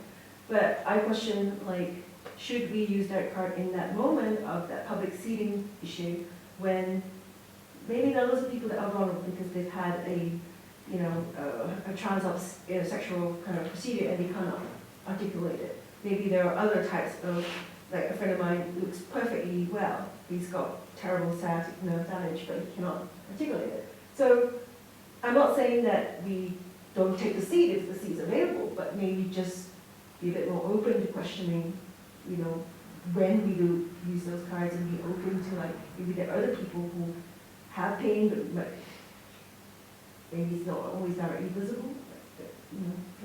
So I'm just a bit wary of this kind of overdetermined, essentialist, that's my thing. No, like I said, there's many cards, so I can be the ill person as well on some days. I mean, yeah, I appreciate the point about using all of those things with sensitivity and intelligence, most importantly, and political intelligence. So, yeah, I would agree with that, but I think that I'm very happy with my women's card and my men's card. I don't want them taken away. But do you believe in this inclusion model? Because you mentioned about equipping other people with cards, equipping other people who don't have these cards with cards. Do you think the inclusion model works in that way? I don't think so. Obviously, the thing about freedom is that freedom is never given. Justice never given. It always has to be taken. So all of these cards have to be taken from those who sit on the entire stack. I don't want to give it away. But I don't think inclusion as a I think political education is very important. I think that when I think back and think of a kind of moment where I was able to correlate my experience to ideas was very powerful, and certain people or certain moments or certain things have been quite instrumental in it. Like for instance, the anti-nuclear protests in India happened when I was in school, and I remember for the first time understanding what it means to mobilize disagreement or anger in a public way, and I think that was an important point in my life when I think back about politicization. So I definitely think that, yeah, political education and politicization and points of contact are always important to keep alive and palpable so that, you know, they can be sought out. But I definitely don't subscribe to a very NGO type of outsourcing of moral responsibility. And I mean, I just asked that question because that seems to be what I see happening within institutions right now in terms of with this inclusion model. How can we open up channels, whether for many voices or for other voices, and this is kind of inclusion kind of model that I just, you know, I guess my standpoint is that there are different knowledges in different spaces, that some are valued and some are undervalued, and how do we value those that are not usually valued, but without having to include them, but how can we actually, value them? Give over to them. Yeah. What did you say? I said give over to them. Yeah, I think that's really spot on, Raju, because I think, like, one of the things that frustrates me about the inclusion model is that it actually like requires those who are included to perform in a very specific manner as well. In some sense, so like I'm doing active inclusion in the first place. Because then it becomes like, you know, sort of traumatic initiation into the institution by very virtue of being invited to be included. Yeah. Which is not to negate what you're saying about card. Which to me, I think the idea of the card to me is actually just really funny, because I just feel like it's like this kind of painful reminder that things were not actually structured for anyone who's like not an able-bodied white man to be able to move in the world anyway. So like, yeah, no, I'm saying this entire vocabulary of I had to make myself visible last time. I had quite a serious accident, and as well as like physical vulnerability, I was carrying a great deal of shock, and I put myself into quite a robust. I was kind of a shut-in for quite a long time. I put myself into quite a robust physical situation after that, and people kind of knew, but people kind of forget, and I ended up making myself a high vis with fragile kind of like having to sort of make something visible in that way, and just, I don't know, knowing exactly what you said, just experiencing how the world is not set up, but like how things work clearly on the set up to work. Did you think of yourself as playing a card? Sorry? Did you think of yourself as playing a card?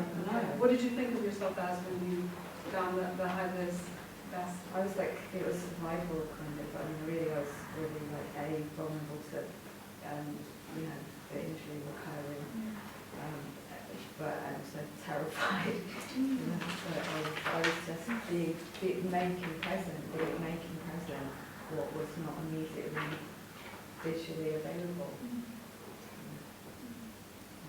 and protecting.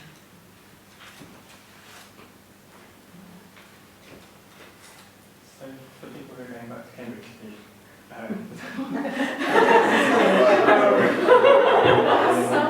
my God. I'm surprised.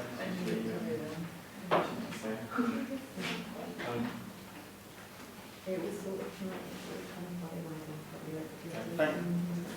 Thanks everyone for kind of contributing, and not just the kind of people like listeners contributed, but pretty much everybody in the room. I hope that